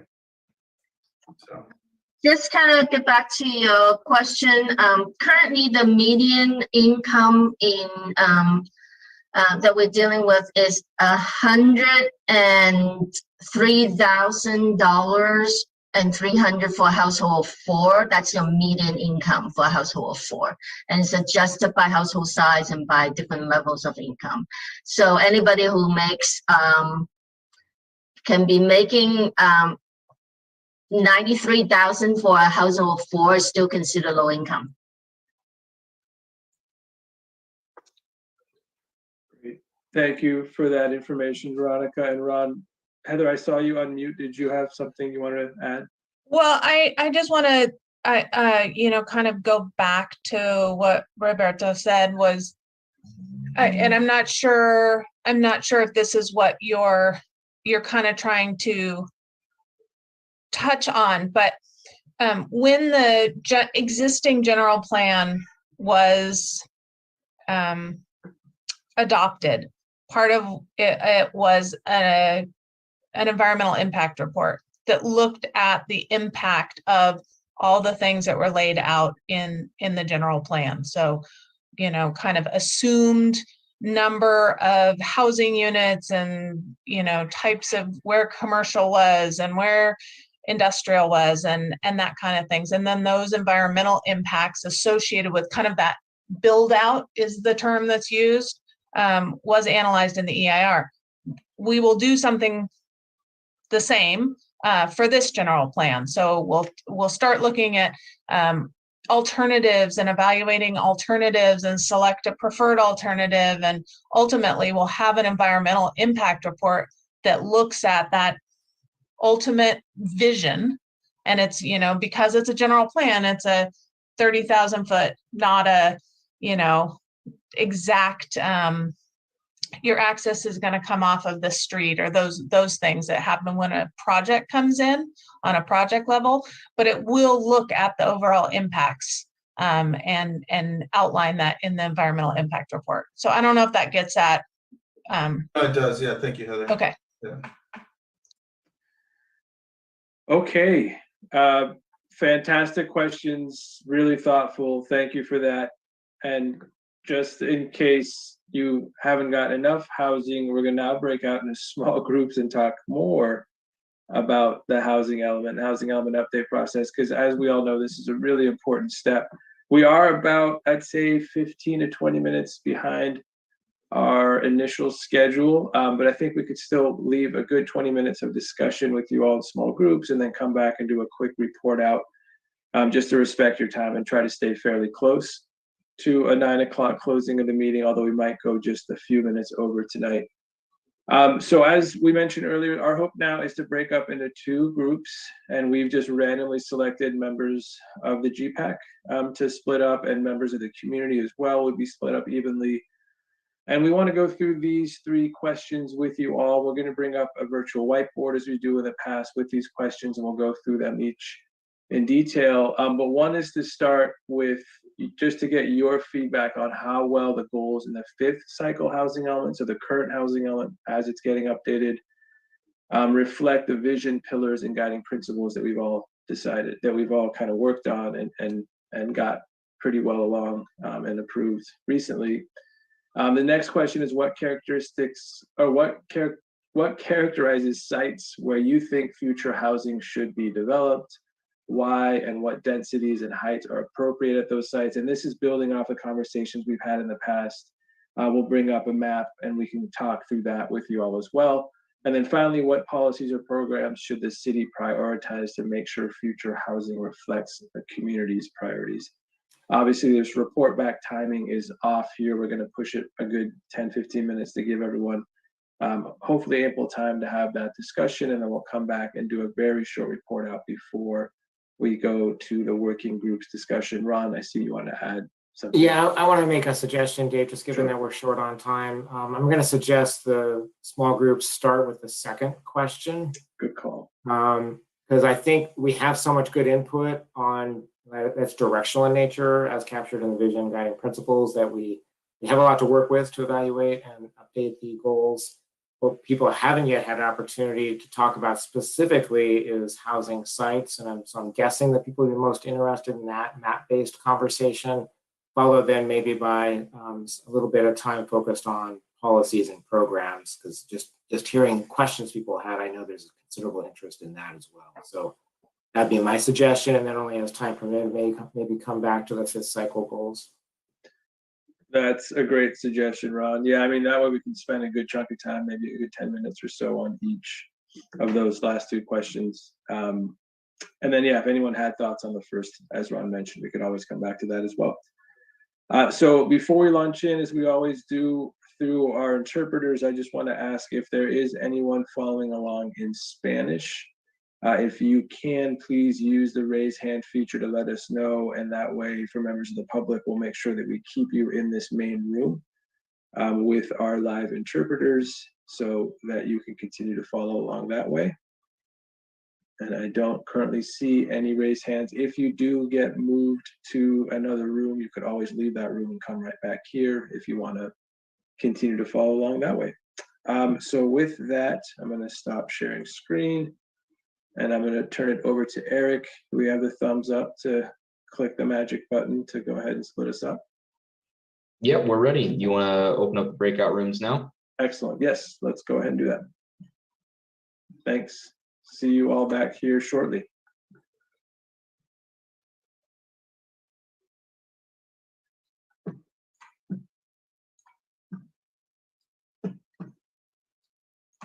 Okay.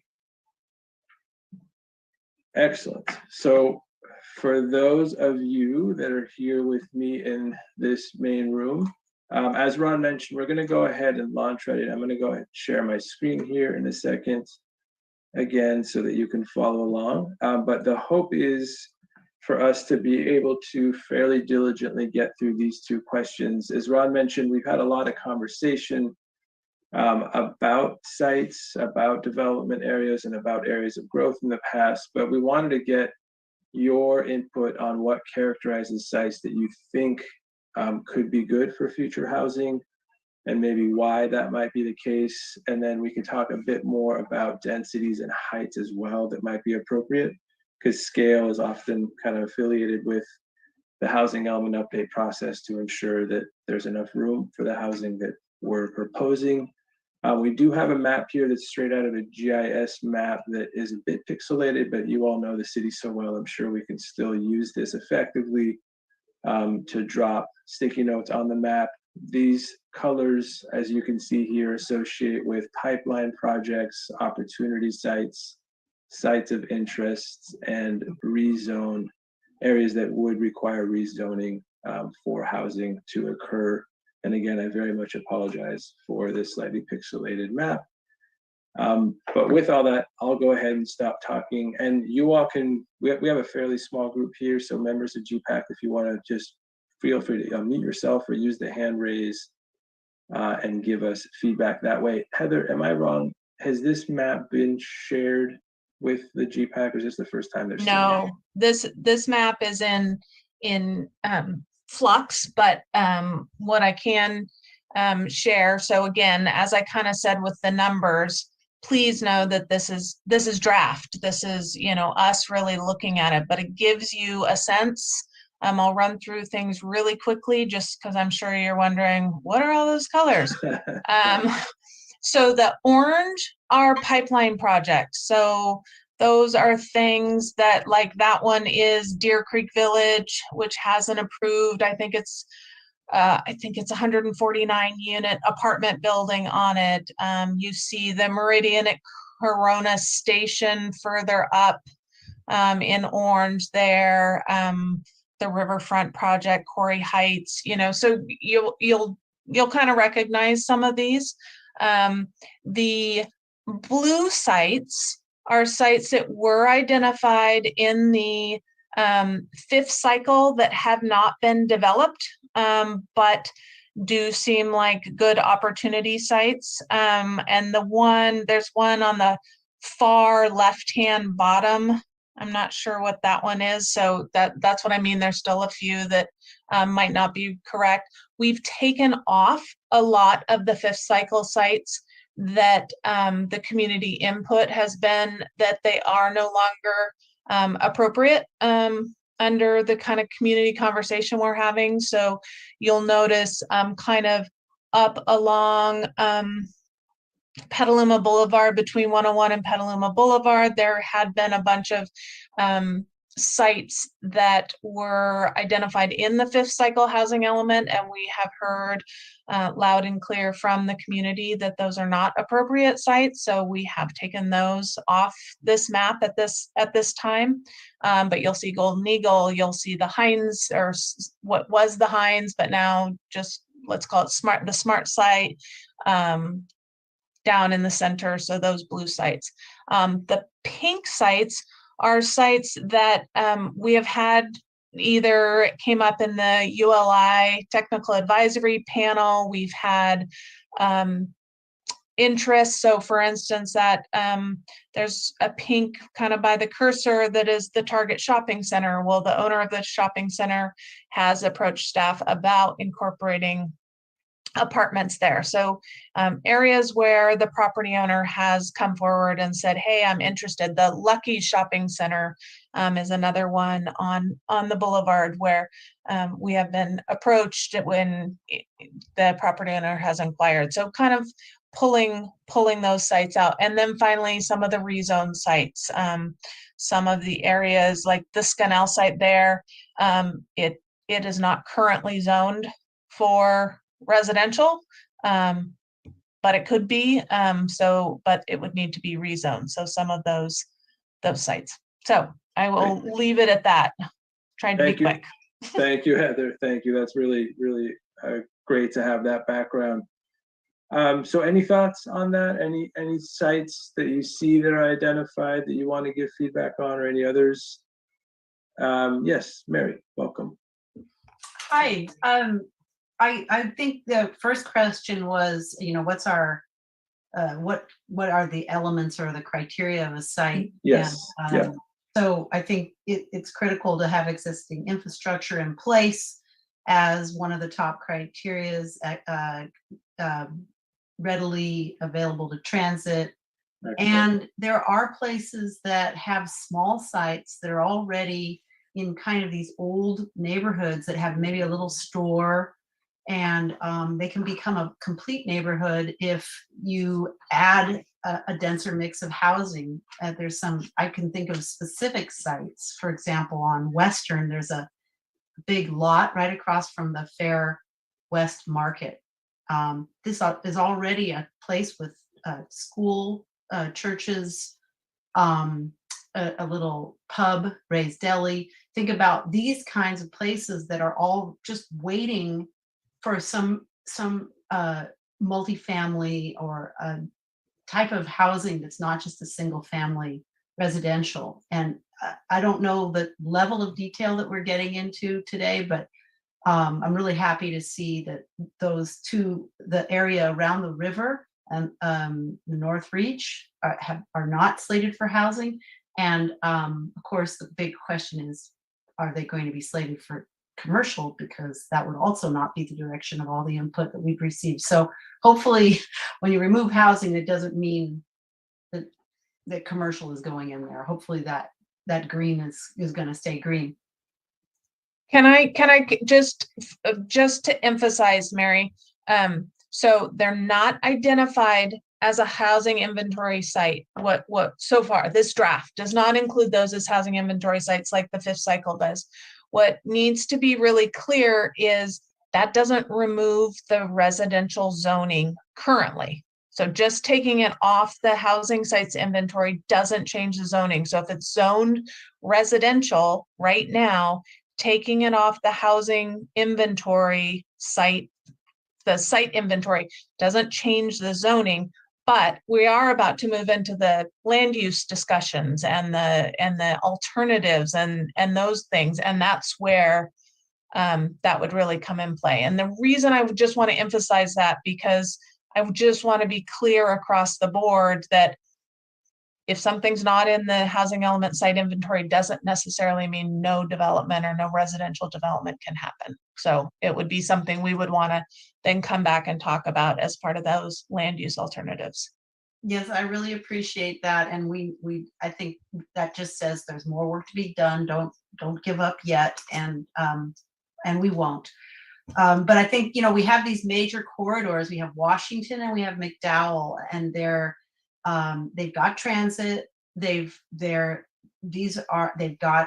retail. They've got hospital and doctor's office services, and these seem to be places that we would want to focus, like in the areas in pink, right in the center. But there seems like there's more opportunity north McDowell to do something that aren't identified now, and that it would be great to get some instruction on how we could help identify more fine-grained sites at some point. Yeah, that's great feedback, Mary. Definitely. Thank you, Mary. I just wanted to note that Michelle is taking notes up here, and we can add some notes on the map as well. And Mary, I'm sorry if you already mentioned this, but given your profession and you doing this for a living, did you have any recommendations on scale and densities in general? That was kind of another question based on not only the characteristics of kind of where, but any thoughts on that? Well, we're looking at, I was on this Central Specific Plan Committee, and we really tried to increase the density in the downtown core. And we were looking at 5-story buildings that made sense downtown. But I think,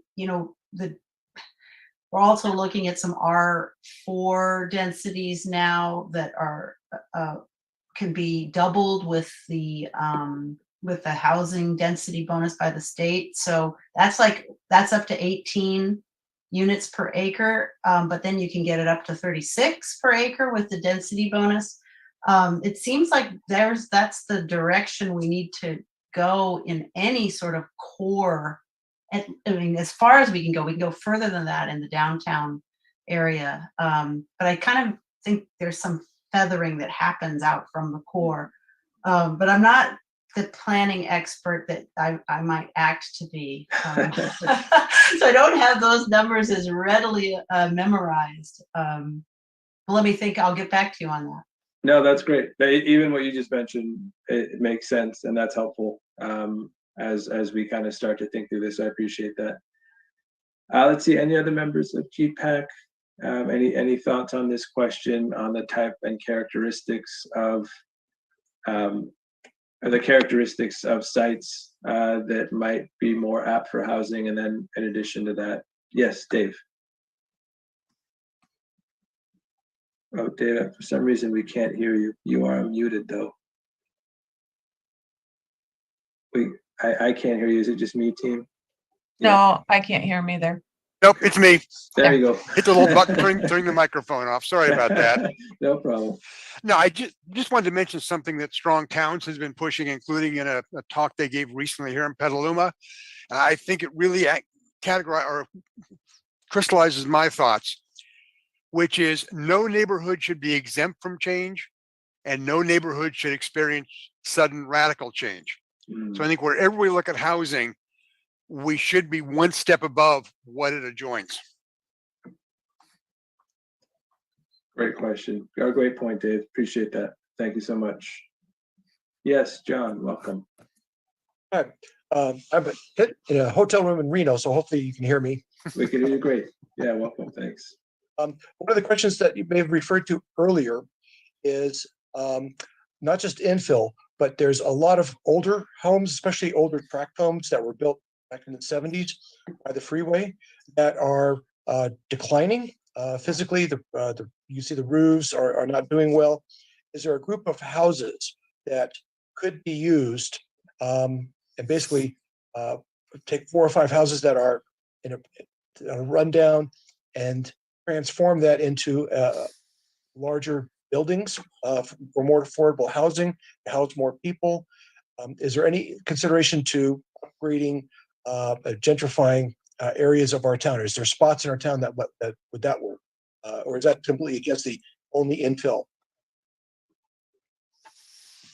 Good question. Heather, did you want to take that one? Well, I mean, I think that's definitely something to be talked about. You know, a lot of times those neighborhoods are designated and zoned for low density, right? They allow single family detached homes at, you know, some of our lower density ranges. So one of the things, you know, is, so let me think. So some ways to think about it, are there programs that we would want to do to encourage, you know, the collection of a couple lots to make it bigger, so you're not dealing with individual 6,000 square foot lots, but maybe you have 4 of them and it becomes 24,000 square foot lot. But then also, you know, thinking about what the zoning of those areas is and the land use designation of those areas. So as part of the alternatives, maybe looking out there, are there areas of the city that are currently single family low density that are really ripe for rethinking and reimagining and changing those land use designations to affect change? Thank you for the question, John. Thank you, Heather. Any other thoughts on this question before we move to the next about policies and programs? And I know we started talking about that a little bit before we did the breakout. Yes, Chris.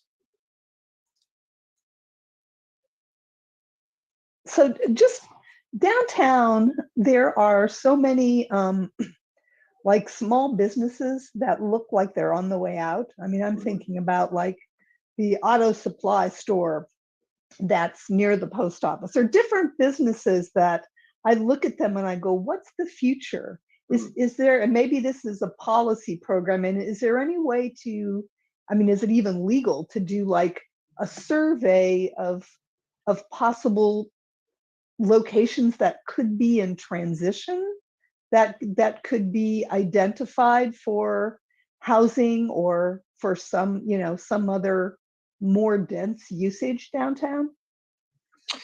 Well, I would say in our existing zoning in downtown, because most of it is designated mixed use in the general plan, so there's a lot more flexibility. The areas downtown kind of have that zoning and that general plan designation that allows commercial, but it also allows residential or mixed, ground floor commercial and residential on the upper floor. So some of that zoning, I think, is there. It doesn't preclude people from making that transition.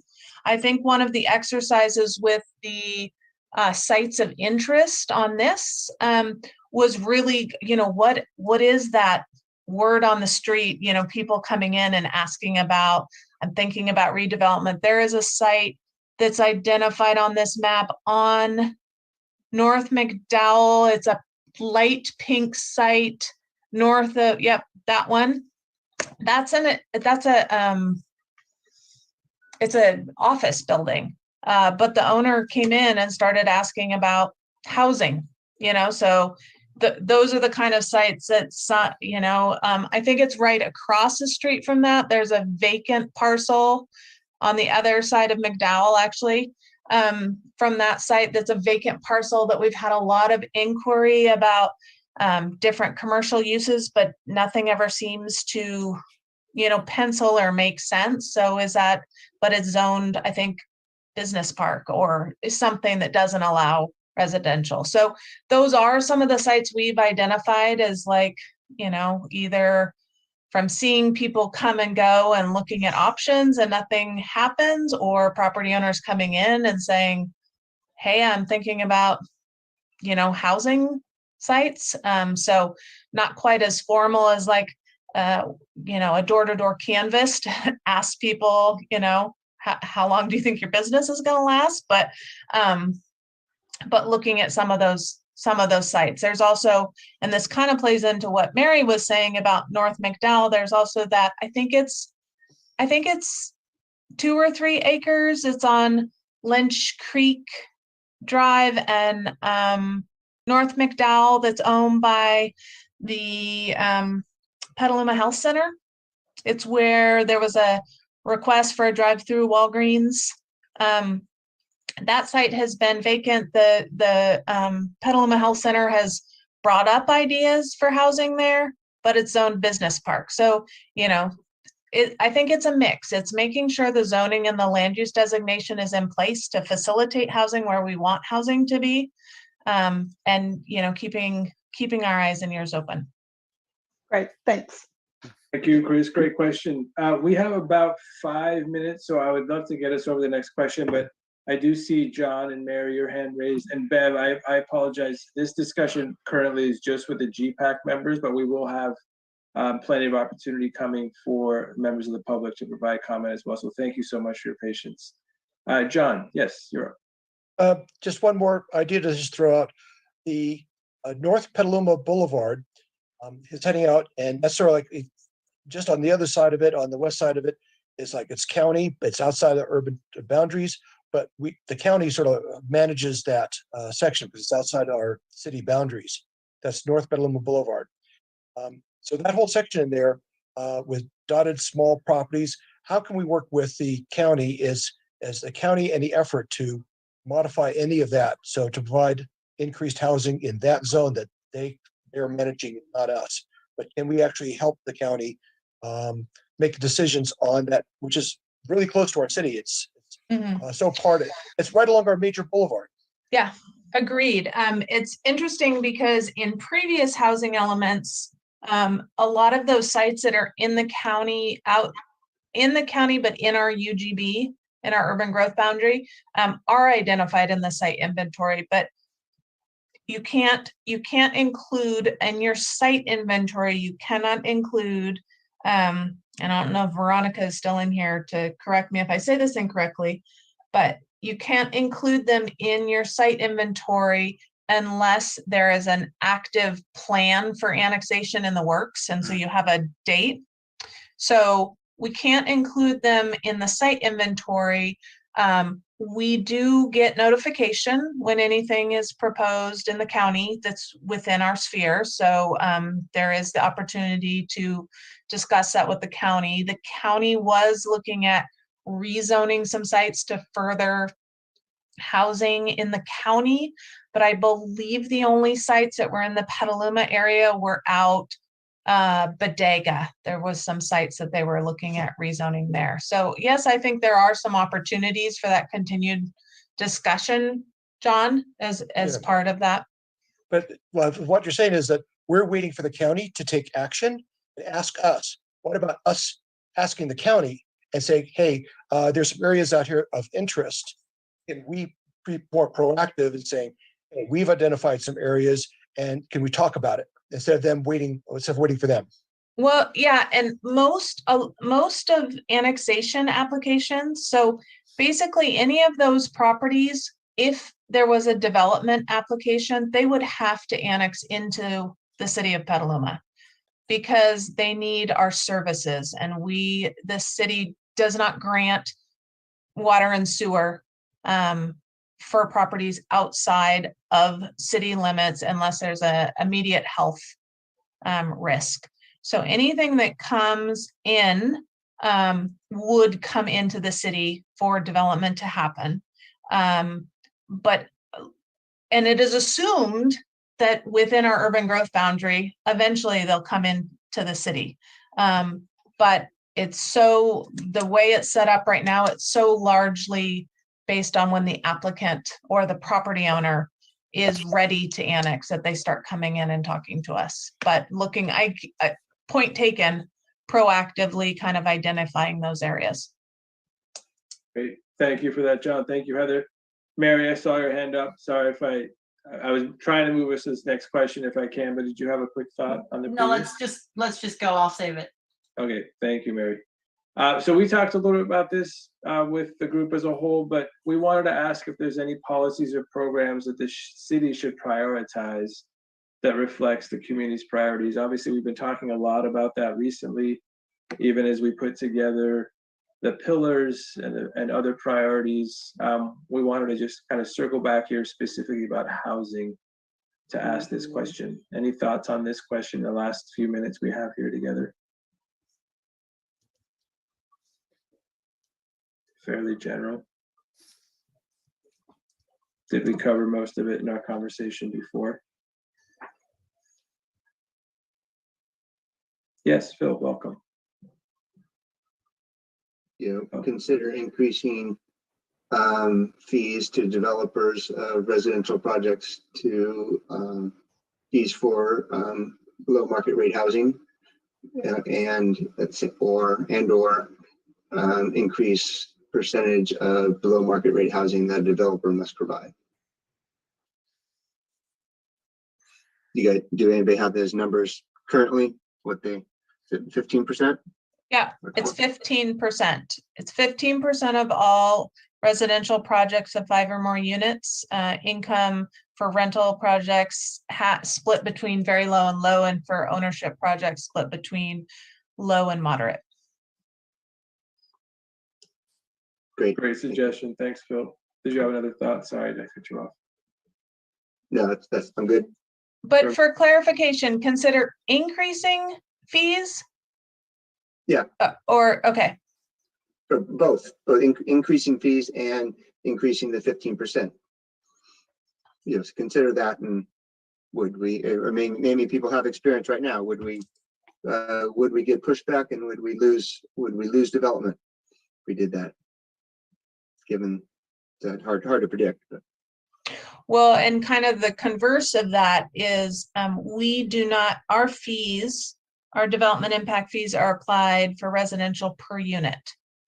So there is not a reduction in fees based on smaller units. There's not a reduction in fees based on affordability of units. It's a kind of an across the board with our development impact fees.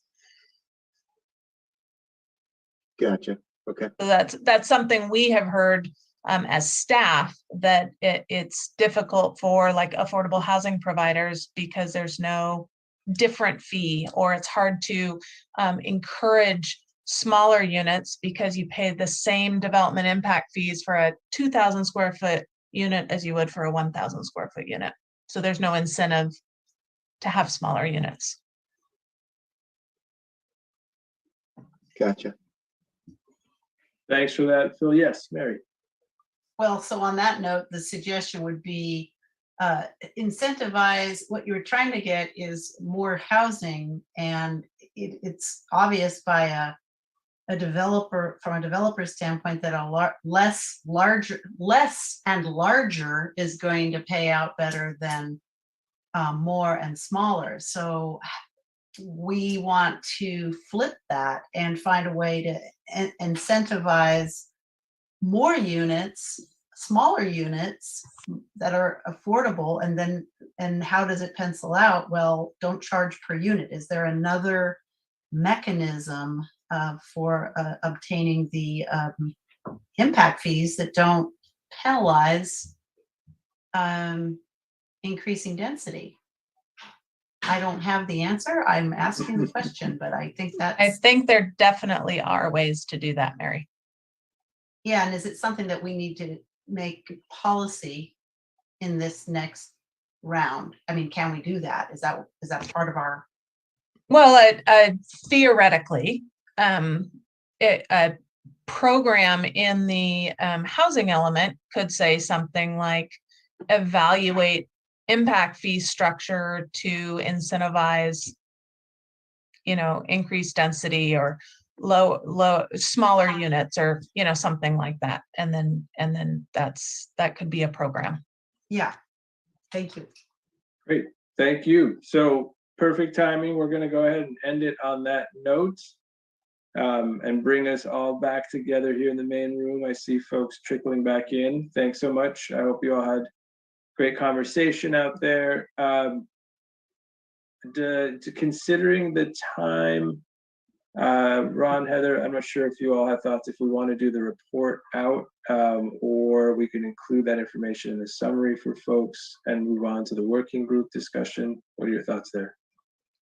I think if possible to just even take, 2 or 3 minutes to report out.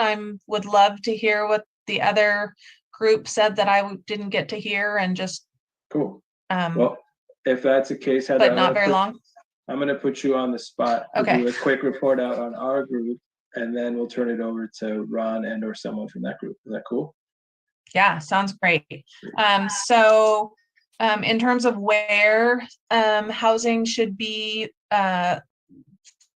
focused, areas with existing infrastructure, areas that are served by transit, areas that have existing services, where things we talked about, a few sites were looked at, increasing densities along corridors, and really the highest densities in the center of town, and then kind of feathering out from that core of Petaluma.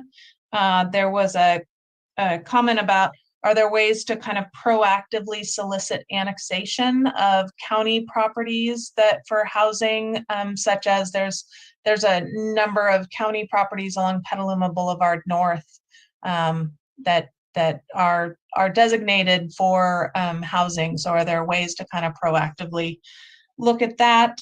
In terms of programs, we talked about increasing inclusionary requirements to get more below market rate units. We talked about perhaps increasing impact fees for some types of development to generate money to put into below market rate housing, as well as ways to restructure impact fees to incentivize smaller units or more affordable units, and to have a greater variety.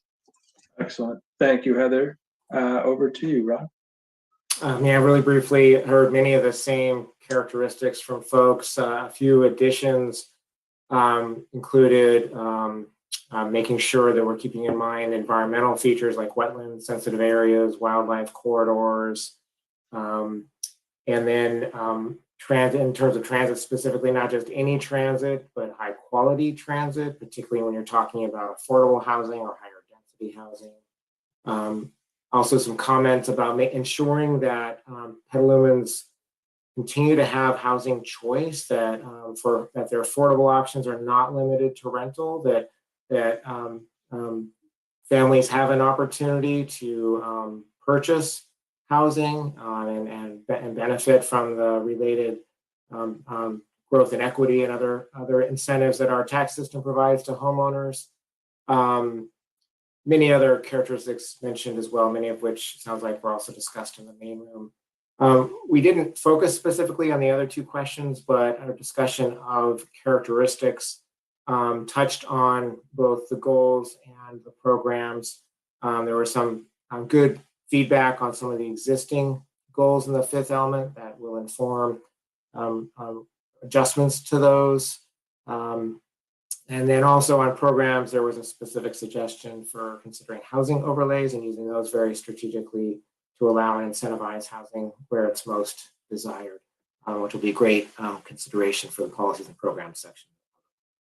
There was much more discussed. We had lots of great contributions from both GPAC members and members of the public in our group. So thank you very much. I guess the last point is people obviously are very interested in these conversations. We ran out of time. There were at least 4 or 5 people in the queue when we got called back to the main room. And so that in and of itself is very good information to inform the additional work we need to do to get community input on the housing element. Great, thank you, Ron. I do see Josh and Janice's hands raised. Maybe that was coming over from the other group, but maybe we'll take a couple final thoughts here before we jump into the working groups. And Josh, we haven't heard from you. Welcome. Yeah, thank you. Just to Ron's point about sort of running down the clock as our group had more to say, will we have another opportunity as a GPAC to have those discussions?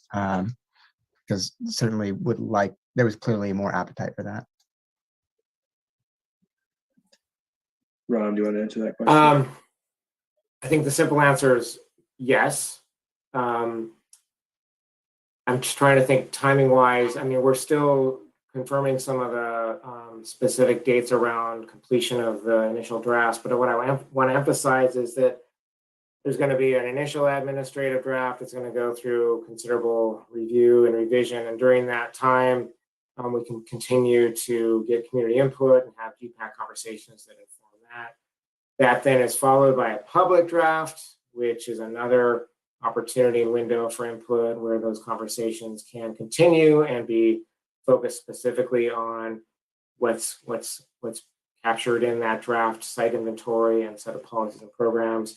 So in short, this is, again, the beginning of the GPAC conversation. It's the beginning of the community-wide conversation.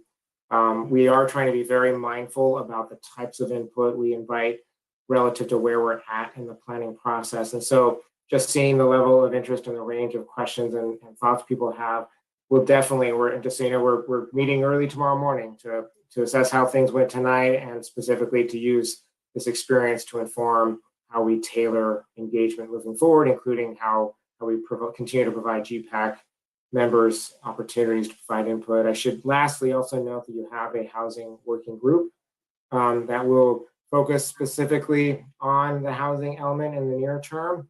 And we've already had conversations with them about them perhaps being in a unique position as a small subgroup of the GPAC to help with some of this refinement and review of the data and development of the initial draft of the housing.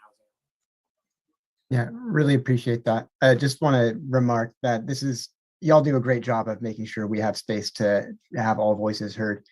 This is the first time when I feel like, oh no, we missed the opportunity. So I feel like maybe our time management could have been a little better this time, but looking forward to finding those other opportunities to continue that conversation. Thank you.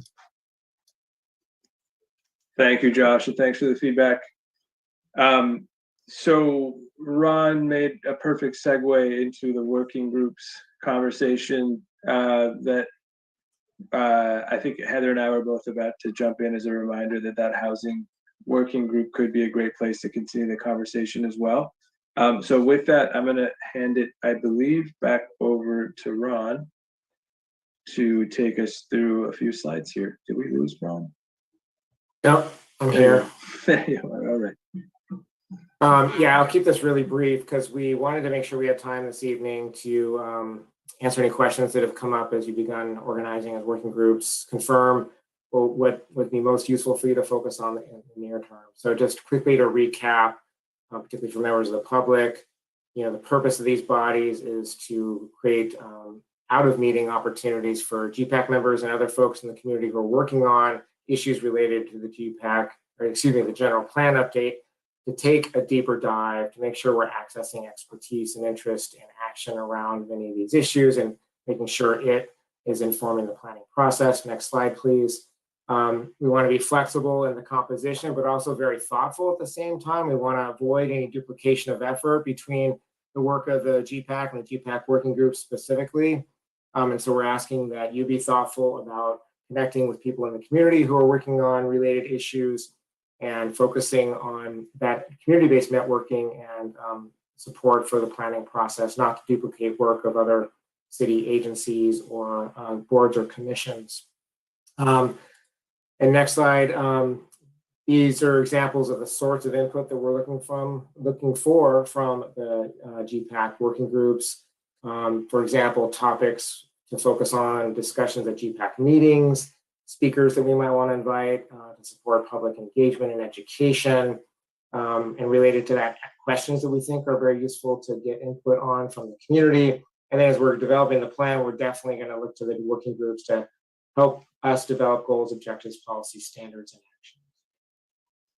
actions. Here's the current composition of the GPAC working groups that can morph over time as appropriate.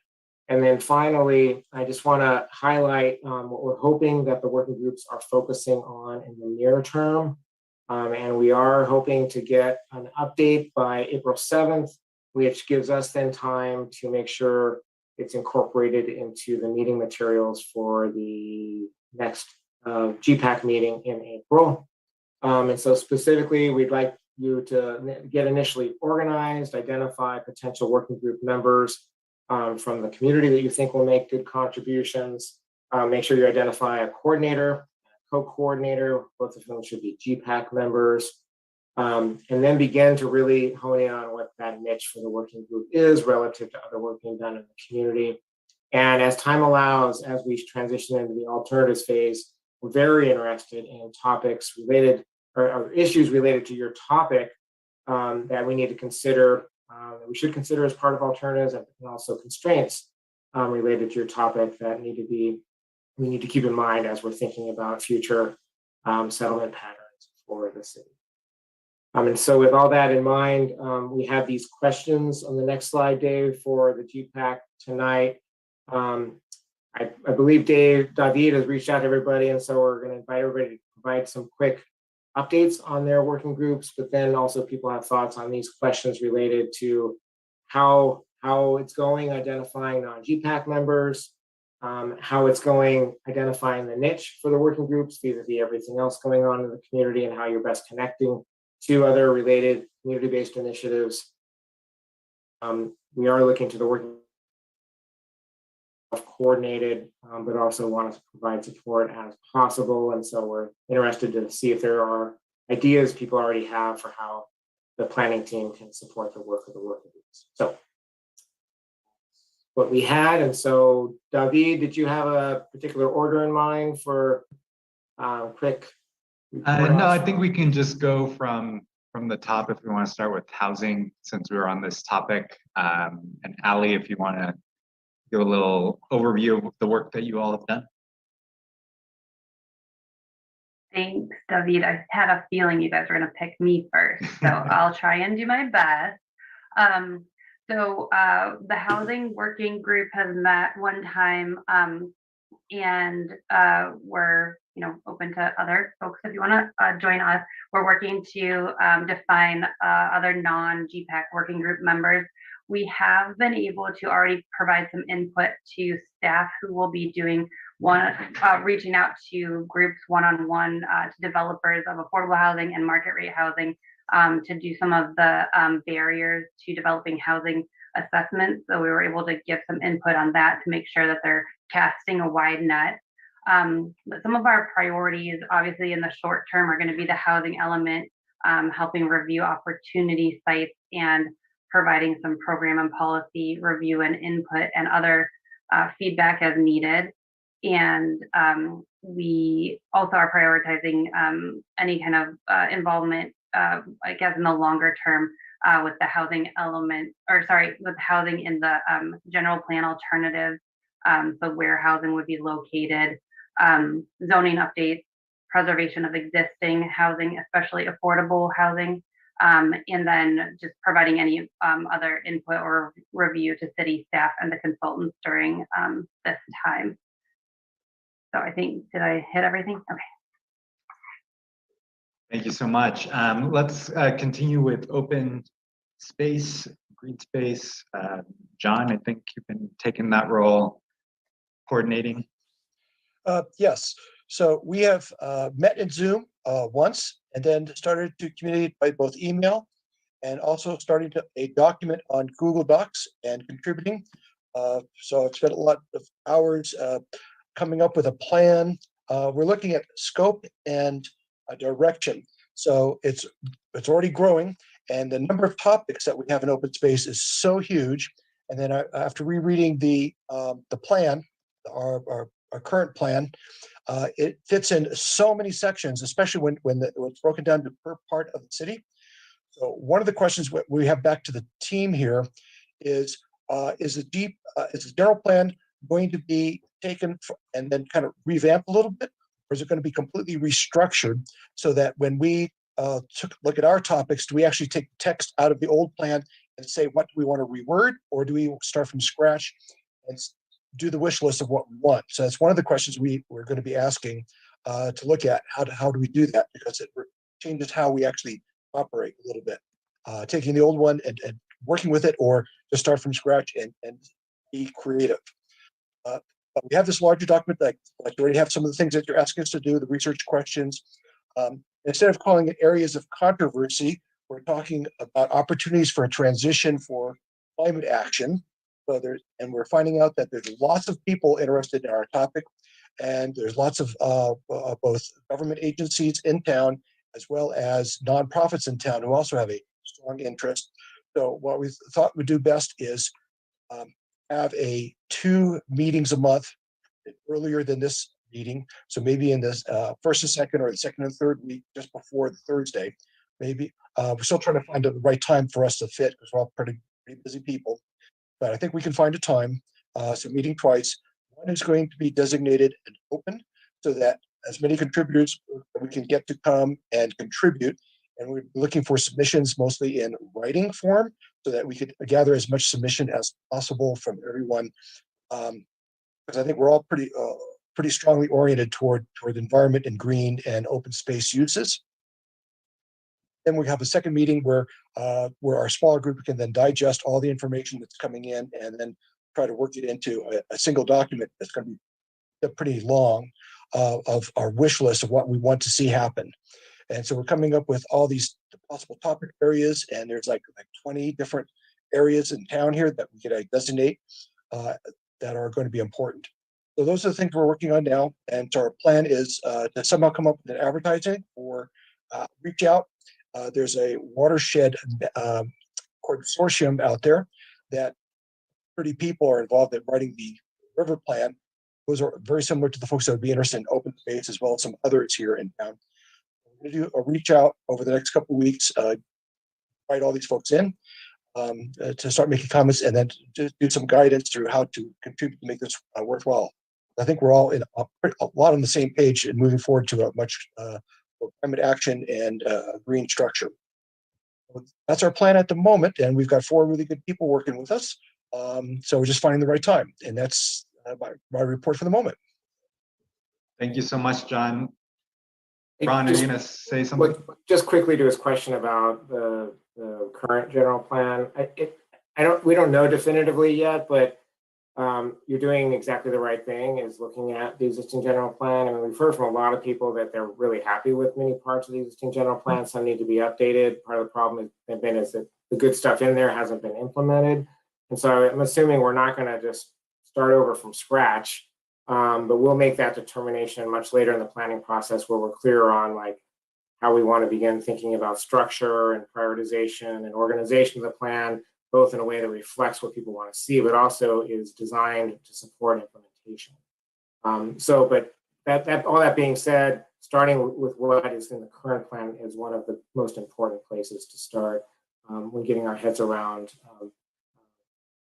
current policy and planning related to the topic.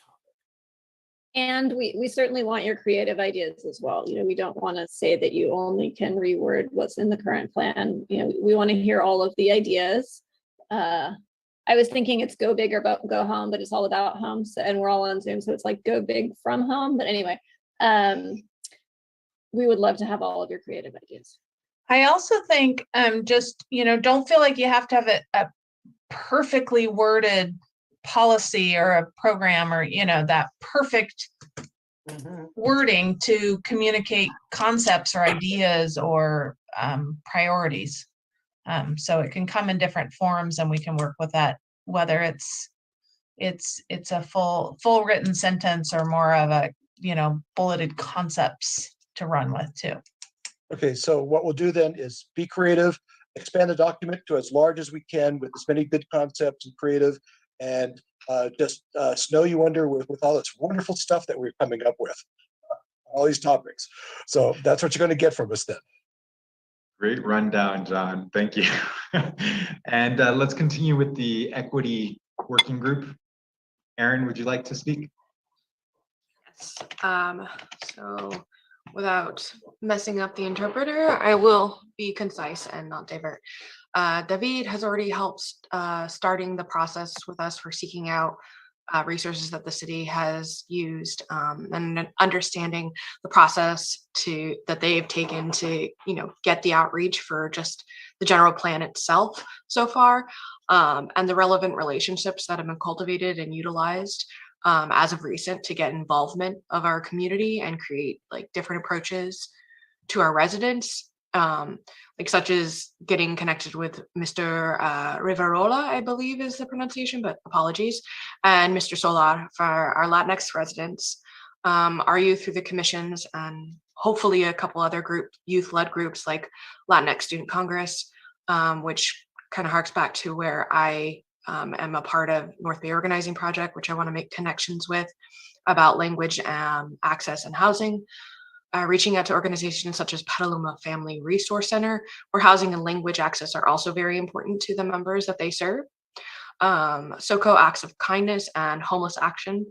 And also, you know, trying to focus in on the work that others do and how they're bringing the equity to the acts that they do every day, such as like Corazon Healdsburg does that well. And I'd love to be able to connect with them, and I have contacts out already, and we will be we'll be having a shared Google folder also. Our findings and shared work will be there, and we plan to meet April 1st, 7 p.m. And I will be getting a Zoom ready for that meeting and sharing that out with David. And thank you very much. Excellent. Thank you so much, Erin. And we'll continue with economic development. Sierra, Delia, Josh. Thank you. Yeah, so we began our process. Oh, first of all, I just have to say it's been so helpful to hear everyone else's processes. I'm already getting a lot of ideas. But we did start our process with some one-on-ones just to kind of get to know one another, our goals, our visions, our backstories. And then from there, we also met via Zoom. We came to the conclusion that our coordinator would be myself, our co-coordinator would be Delia. We made a group email so that anyone can contact the entire economic development working group at one time. We did decide that we would have bi-weekly meeting times on Mondays. That's all the detailed information. But I also wanted to share with you that we came up with an initial list of stakeholders that we feel it's important to reach out to. But I do think that I'll probably be in contact with some of you to get some more, I guess, input on the process of that. And then we kind of just started brainstorming. I like what I think it was, what is it, Christine said, like dream big and don't limit yourselves. I like that idea. I think that's where we were going with our list of priorities. We only came up with 3 so far, but our priorities will include a Petaluma that workers of all types can afford to live in so that we don't have to commute, a vibrant local economies so that we can equitably adapt to future changes and minimize externalities like shipping, and collaboration with workers on just transitions toward regenerating industries and jobs. So that's kind of the lens that we're doing this work through so far. But yeah, we look forward to seeing how this grows from here. Thank you so much, Sierra. And let's continue with mobility. Dave Alden.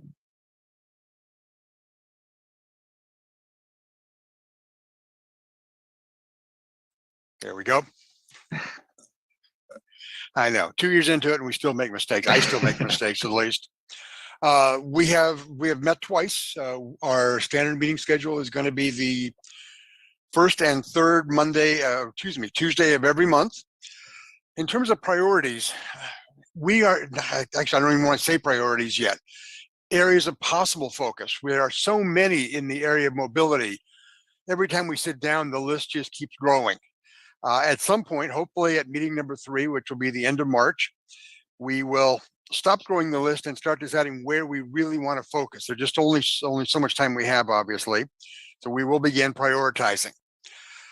In terms of avoiding overlaps, actually, let me talk first about identifying others. We've also begun putting together a list of folks who we think we want to bring into the process, but we have a committee of 5. We don't want to be sitting with them. Committees of 7 or 8 just become talk sessions. So we will be looking for people who we use as resources, maybe more than sitting around the table with us. What John said earlier about written input can be useful also. Avoiding overlap, we have already begun building connections with other entities that are deal in the area of mobility, PBAC, the Transit Committee, the Mobility, or I think it's called Transportation Subcommittee of Climate Action Commission. And really the way to avoid overlap is to know what each of us are doing and recognize when we are beginning to duplicate and back away from it. It's not a huge surprise, just don't do the same thing as somebody else is doing. And then the last question that was asked was, what kind of support is required from the city and the consultant? And I think the answer is we don't need a lot of structure. I think we're going to figure out our structure. I truly believe we're going to learn a way to be efficient. But I think we would like to see the city and the consultant asking challenging questions, meeting with us occasionally. And when we start getting too far afield, have them ask the right questions to get us refocused. So bottom up with a little top down oversight, insights. Okay, thank you. Thank you so much, Dave. And pass it over to Jesse and Roger in the climate action team. Yeah. Hi, everybody. So it's just me and Roger solving climate change. No, just kidding. We have had one meeting. I think I'll reiterate what Dave's point of some key, really discerning questions from the consultants in the city would help us because this is such a huge topic. Roger and I both felt that the Climate Action Commission is doing a lot of work already on the climate mitigation side of the equation, and perhaps Roger and I can help think about the climate adaptation piece more. So our role, we want to be a conduit for other climate groups in Petaluma into the general plan process and serve as the ears for them, because there are so many groups in Petaluma. I actually happened to facilitate a 3-hour meeting with a huge amount of the climate groups in town in December. So we had Daily Acts, Climate Action Commission, CAP, Cool City, 350 Petaluma, a couple of people from City Council, Rihanna Frank, the new Climate Action Manager, Relief Petaluma, working on tree canopy, Panama from Building Decarbonization Coalition. And so that was really helpful because we were kind of comparing what's everybody working on, just so we can figure out who's working on what.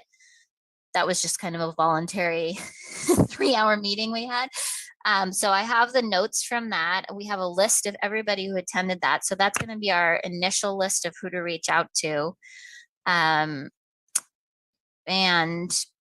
I think one thing that is, perhaps folks don't know, but Roger's an engineer with the County of Marin in the Public Works Department. He's actually worked for 30 years on sea level rise. So he has a lot of the most recent data from the federal and the state around, rising bay waters. And we thought we could also focus on post-disaster planning and where we should be thinking about building housing given the bay and sea level rise. So we spent a bit of time talking about Marin because I grew up in San Rafael in a flood zone.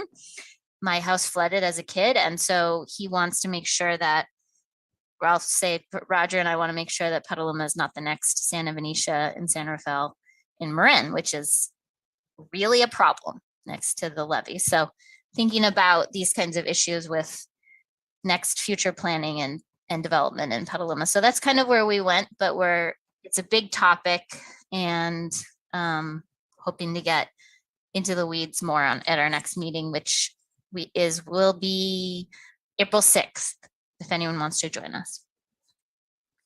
Excellent. Thank you so much. And last but not least, the sense of place and quality of life working group. Anyone want to share a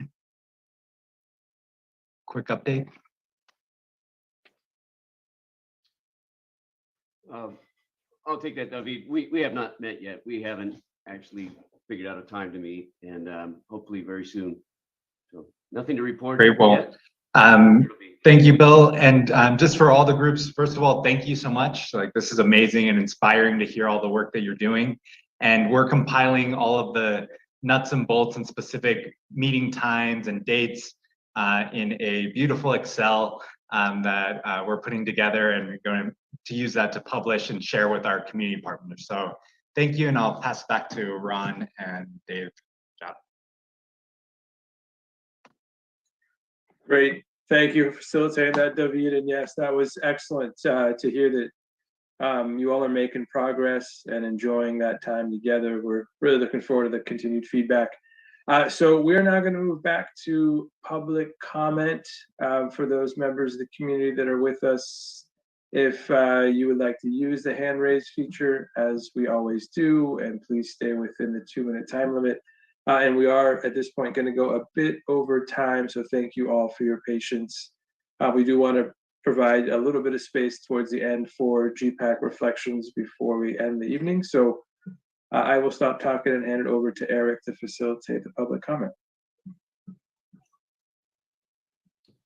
Thank you, Dave.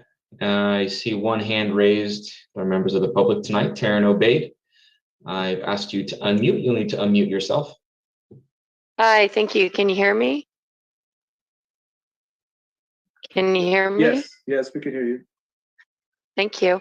I'm going to repeat a comment that I've made in the past, which is when you overlay the great equity work and comments from tonight with the mobility focus and then think about the housing element. Wanted to make a comment about my neighborhood, which is the intersection of Petaluma Boulevard North and West Payran, right there where the downtrodden Lucky Shopping Center is. I want to bring it up because it is emerging as a ghetto. There are 1, 2, 3, 4, 5 projects or low-income housing complexes within a 1-block radius. And a lot of the businesses there really struggle. The Sonic on the corner, out of business, Acre Coffee went away. Now we have a pizza parlor there. There's lots of vacant storefronts.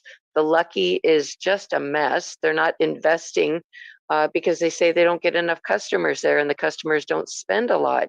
So when we think about housing, it's not just adding affordable units, which we need.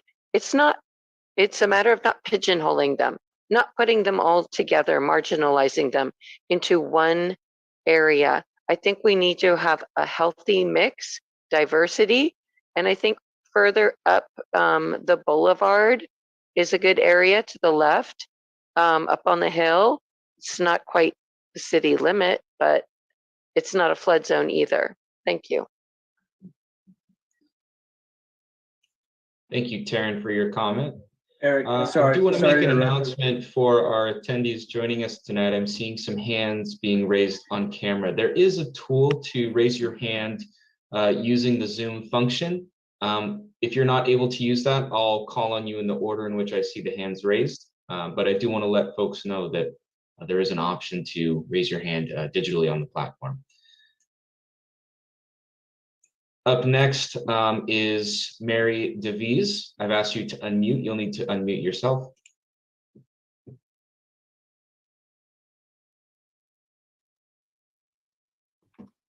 Yeah, thank you. Can you hear me? We can hear you. Yeah, it's Davies, actually. Yeah, and I couldn't find the normal raise hand thing on my screen. It's so general what you're doing. The 10 goals that Ron shared, to me, they could have been goals you started with for any city on earth. The most interesting thing that happened tonight was that breakout where people were actually coming up with specific things, asking specific questions. I hear you talking about working groups that you want to reach out here and there. You know, I myself, as an interested and concerned resident, can't get anybody to listen to me. ADUs are an important part of what we're planning to do. I had the idea when I moved here in 2017 that ADU encouragement and action on climate were already Petaluma priorities. But having finished an ADU in December, I learned that my plan to use really efficient, affordable, up-to-date energy technologies were not permitted in this city. At the very last minute, I learned that there were requirements for lighted address signs that nobody had told me about before. The portable designed for ADUs doesn't appear, I mean, I don't know what regular human being has tested it out. I think it'd be great if the developer's mom gave it a try. And most importantly, you know, all these roadblocks, it's like I have sent email after email to the mayor, city council members, the planning department, the city manager. I have not had one response. So, you know, when you're trying to get your stakeholders involved, I wonder if you can come up with a plan to just ask us. Thank you. Thank you, Mary, for your comment. Up next is Beverly Alexander, followed by Susan Kirks. Beverly, I've asked you to unmute. You'll need to unmute yourself. Okay. Also, I want to mention that on this particular platform, to raise your hand, you go to reactions and then raise hand. So thank you for listening. I heard something about a spreadsheet, I think, and if that will have the meetings of all the subcommittees and, you know, whether the public is encouraged to attend them and put in their thoughts, that would be really useful if that can be published. I would like to see maybe no industrial parks, but a combination, a mixed use industrial park type thing with a park and industry and residential areas. I don't think that we need to build on areas that have not been built on before, unless, and this is a scary one, the fairgrounds counts. But you know, there are a lot of places that have been developed badly and can be redone. And also the question of possibly looking at older homes that were deteriorating and turn them in, change the zoning. What happens to the people who live in them? So I just want to put that out as, you know, we need to think about that. So there's not much time for saying anything, so I'm going to just say thank you and good night. Thank you for your comment, Beverly. And up next is Susan Kirk. Susan, I've allowed you to speak. You'll need to unmute yourself. Thank you. I raised my hand because I wanted to just segue and add a few words to Tara and Obaid's comments. Her neighborhood is really actually my neighborhood these days also, and I'm very familiar with the opportunities for potential redevelopment of the Lucky Market Shopping Center, especially the vast amount of asphalt and parking that are there now. I want to give a word of caution going up North Petaluma Boulevard. That has been an area for so many years that really hasn't received too much attention. And there is a lot of attention now with the North River area and discussion about saving the trees. And of course, I completely support that and also support saving all of that open space and grassland in that area.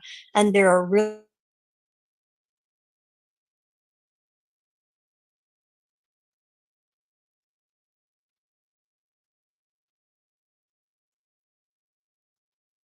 good reasons for that. So real north of area and for any just that is a rural transition area. It's extremely important for wildlife movement, and the wildlife corridor that is crossing over the Corona area also connects to Paula Lane, connects to west of Windsor Drive and the Kelly Creek property. Environmentally is very interesting in terms of our geographic location, where we are placed right over the Marin County line and have connections to Marin County, the Sonoma Coast, northern Sonoma County. Environmentally, we are geographically an area that has not been understood in that way. Thank you. Thank you, Susan, for your comment. And I do believe that was our last public comment for the evening. I'll pass it back to Dave. Thank you, Eric, and thank you again for members of the public for sticking it out with us through this entire meeting and providing your input. It's always very valuable. So we are a bit over time, but as we always do, wanted to provide just some space for GPAC members if you had any final thoughts or reflections before we wrap up this evening. We would love to hear from you. It looks like Heather has raised her hand first. Heather, you're up. I just wanted to follow up on Janice's question about the initial public comment from Taryn Obaid. So, and I'm happy to chat more outside of this meeting, Janice, but I'll give kind of a brief update. So when the city completed the flood wall project, there was new modeling done with the completed flood wall project. Those revised flood maps were submitted to FEMA, and FEMA reviewed and adopted those as the new FEMA maps. So that establishes where the floodway is and the 100-year floodplain, which are then referred to in both our general plan and in our zoning code. General plan, those updated FEMA maps were adopted into the general plan in, I believe it was 2018. The zoning code includes language currently that says when those FEMA maps are updated, they are adopted by reference into our zoning code. So there is a discrepancy between what the floodway boundary shows on the zoning map versus the FEMA maps, but the way the zoning code is written, those FEMA maps are automatically the new boundaries. So the River Bend project, which is has been approved by the city council. And when it was approved based on those new FEMA maps and the floodway being now entirely within the banks of the river. That was approved by the city council. And now the second process, second part of a subdivision is it comes back as a final map. And so the determination is made that whether or not the final map is consistent with the tentative map that was approved and all conditions have been incorporated. And that is what is before the city council on Monday night. Great. Thank you for that clarification, Heather, and for answering that question. I know that came up earlier as well. Thank you so much. Aaron and Jesse, I see your hand raised. Yes, Aaron, welcome. Hi. So one of the things I just wanted to kind of figure out for goal 10 under the current is encourage energy conservation and housing and reduce the contribution and so on and so forth. And how are we actually encouraging that option to use renewable materials that like other countries are using, and not being, cutting our nose off to spite our face after we say like, hey, you should do all these things to be climate forward, and then not allow certain things to happen. So we need to get on the same page for all of those particular work streams so that we can attain that actual goal there if we're going to continue doing that, which I know we're going to, because we need to be climate forward in a lot of the things that we're doing. The only other quick thing is, where is the list for the reuse of fifth cycle housing element sites? Because I really just wanted to see like the factors that were considered for that, the floodplain, proximity to transit, and what was considered those highlights on that cycle. If someone could point that to me later. Thank you. Thank you, Aaron. Yes, we could definitely follow up on that. Appreciate the questions. Yes, Jesse. Welcome. Yeah, hi. This is like really in the weeds and something I don't really understand, but I was hoping you planners consultants could help me. I was talking to Andrew Hill, who Christina used to work at Diet and Batia, but he works there, and he was telling me that Santa Rosa has implemented no residential density controls, which I've never really heard of before. So I was curious to see if we could get some materials on what that is and the influence, like what impact that has. I know it's kind of like a new concept in planning, and maybe it's something the GPAC should just get a little briefing on, or some reading materials, because it sounds kind of interesting. I'll just quickly, I know we're out of time. Aaron, I'm happy to send you the site inventory from the fifth cycle, the link to that. Jesse, I can definitely, so yes, Andrew and Diet and Batia are working on, I don't know if it's their Santa Rosa's general plan or a specific plan. And happy to look into that. What I'm not sure of off the top of my head. So in our downtown station area, and the smart code, we have no residential density control. It's a form-based code, and we allow, there's nothing that says like you cannot exceed 20 units an acre. It says you have to meet certain form-based standards. So the, setbacks and height and coverage and, some of those kind of things. But if you meet those, there's no upper limit to the density. So I will definitely look into that to see if it's anything different, or if Santa Rosa is doing that citywide or in their downtown core. Yeah, I wasn't and how sure that if might it was differ. downtown. It's their new downtown plan that That's what I thought. Andrews did, and they don't have height limits either.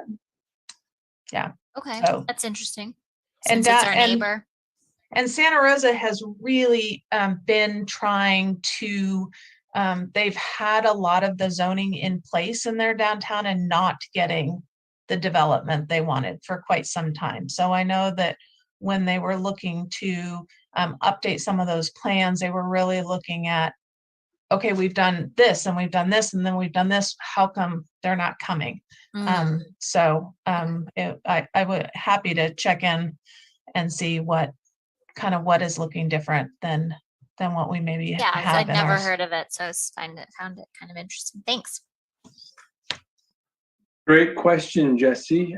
Yeah, actually, from what I've seen, just to throw a little tidbit in there too, they typically do it by floor area ratio as well. Like that's another mechanism that they use. We don't need to get into the specifics of that right now, but really good question, Jesse, for us to kind of look into and share back with the group of how other cities are doing it. So with that, I think we have reached the end of our meeting. Thank you all so much for spending another evening with us. I appreciate it. We went a bit long here, but I appreciate all your efforts and input. And we'll get together again next month. Heather or Ron or team, I don't know if any final thoughts from you all before we close out. Just gratitude for everyone's participation and involvement and continued curiosity. And thank you so much. It's great to have this group and the multiple, ideas and thoughts and hear what everyone's working on. Thank you. Excellent. Thanks all. Have a great night.